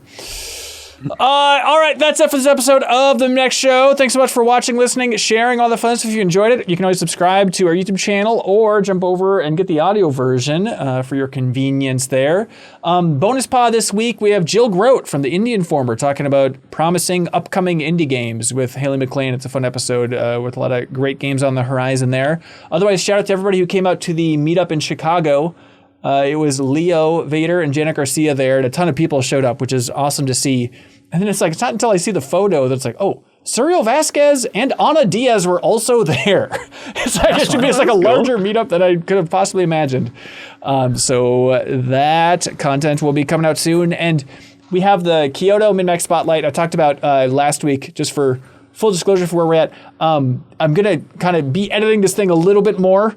For the MinnMax Spotlight, hoping to get it out in July, but I understand it's been a long time coming for this thing. So a little more patience is appreciated for the big Japan travel video, because it's a great. What's taking so long? Let me tell you, it's a great profile of 17-bit right now. The studio over there that's making Oasis, but it's but there's also 15 hours of Haley and Sarah having fun in Japan. It's like, we should probably have that in the video a little bit more too. And so I'm going to try and re-edit it to squeeze some more of that fun Japan adventures in there. And so you have a rough edit. You got the original Hansen cut. Well, not quite. We contracted with another editor who gave me their cut, and God bless them, they did a great job. It's very studio focused, which is awesome. But it's like, we should probably put in a little bit more of Haley and Sarah Japan adventures. So that involves a lot of going back through, the raw footage and stuff. So that'll be on me. But all right, that's pretty in the weeds. We'll talk about it more on a bonus podcast. We're at the end of your podcast. It's good to get in the weeds. You're right. As you once said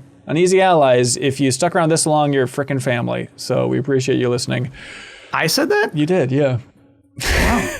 Because I was surprised, who's tuning out from a podcast? Of course everyone listens to the full thing.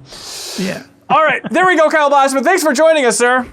Oh, absolutely. Thanks for having me. Thank you. Yeah, you're welcome back. Whenever you like, you can correct all of our mistakes for the 210s, all that fun stuff. You can jump in, let us know everything that you would fix. May I say in that case? Yeah. Rhythm Doctor is not that good. Oh, boy. May I say? Can I just leave? Is that okay? Like that? May I say? A can of worms that Rhythm Doctor opened up. It actually kind of stinks. I am so shocked by that take. As somebody who likes Rhythm Heaven Groove, I just assumed you would be locked in. It's like, what if you made Rhythm Heaven, but the songs were good and it was interesting to look at? What a terrible game that would be. Oh, okay. I don't know about interesting to look at. What is beef with Rhythm Doctor? Just wasn't clicking for you?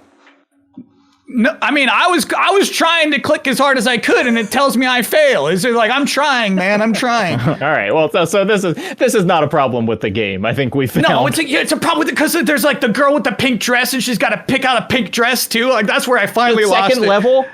No. It's like the third iteration of the girl in the pink dress is when she's finally trying to pick out which pink dress she should wear to talk to the boy who can't communicate with her. All right, thanks so much for tuning in, everybody. We'll be back next week. Be good, have fun. Let's go.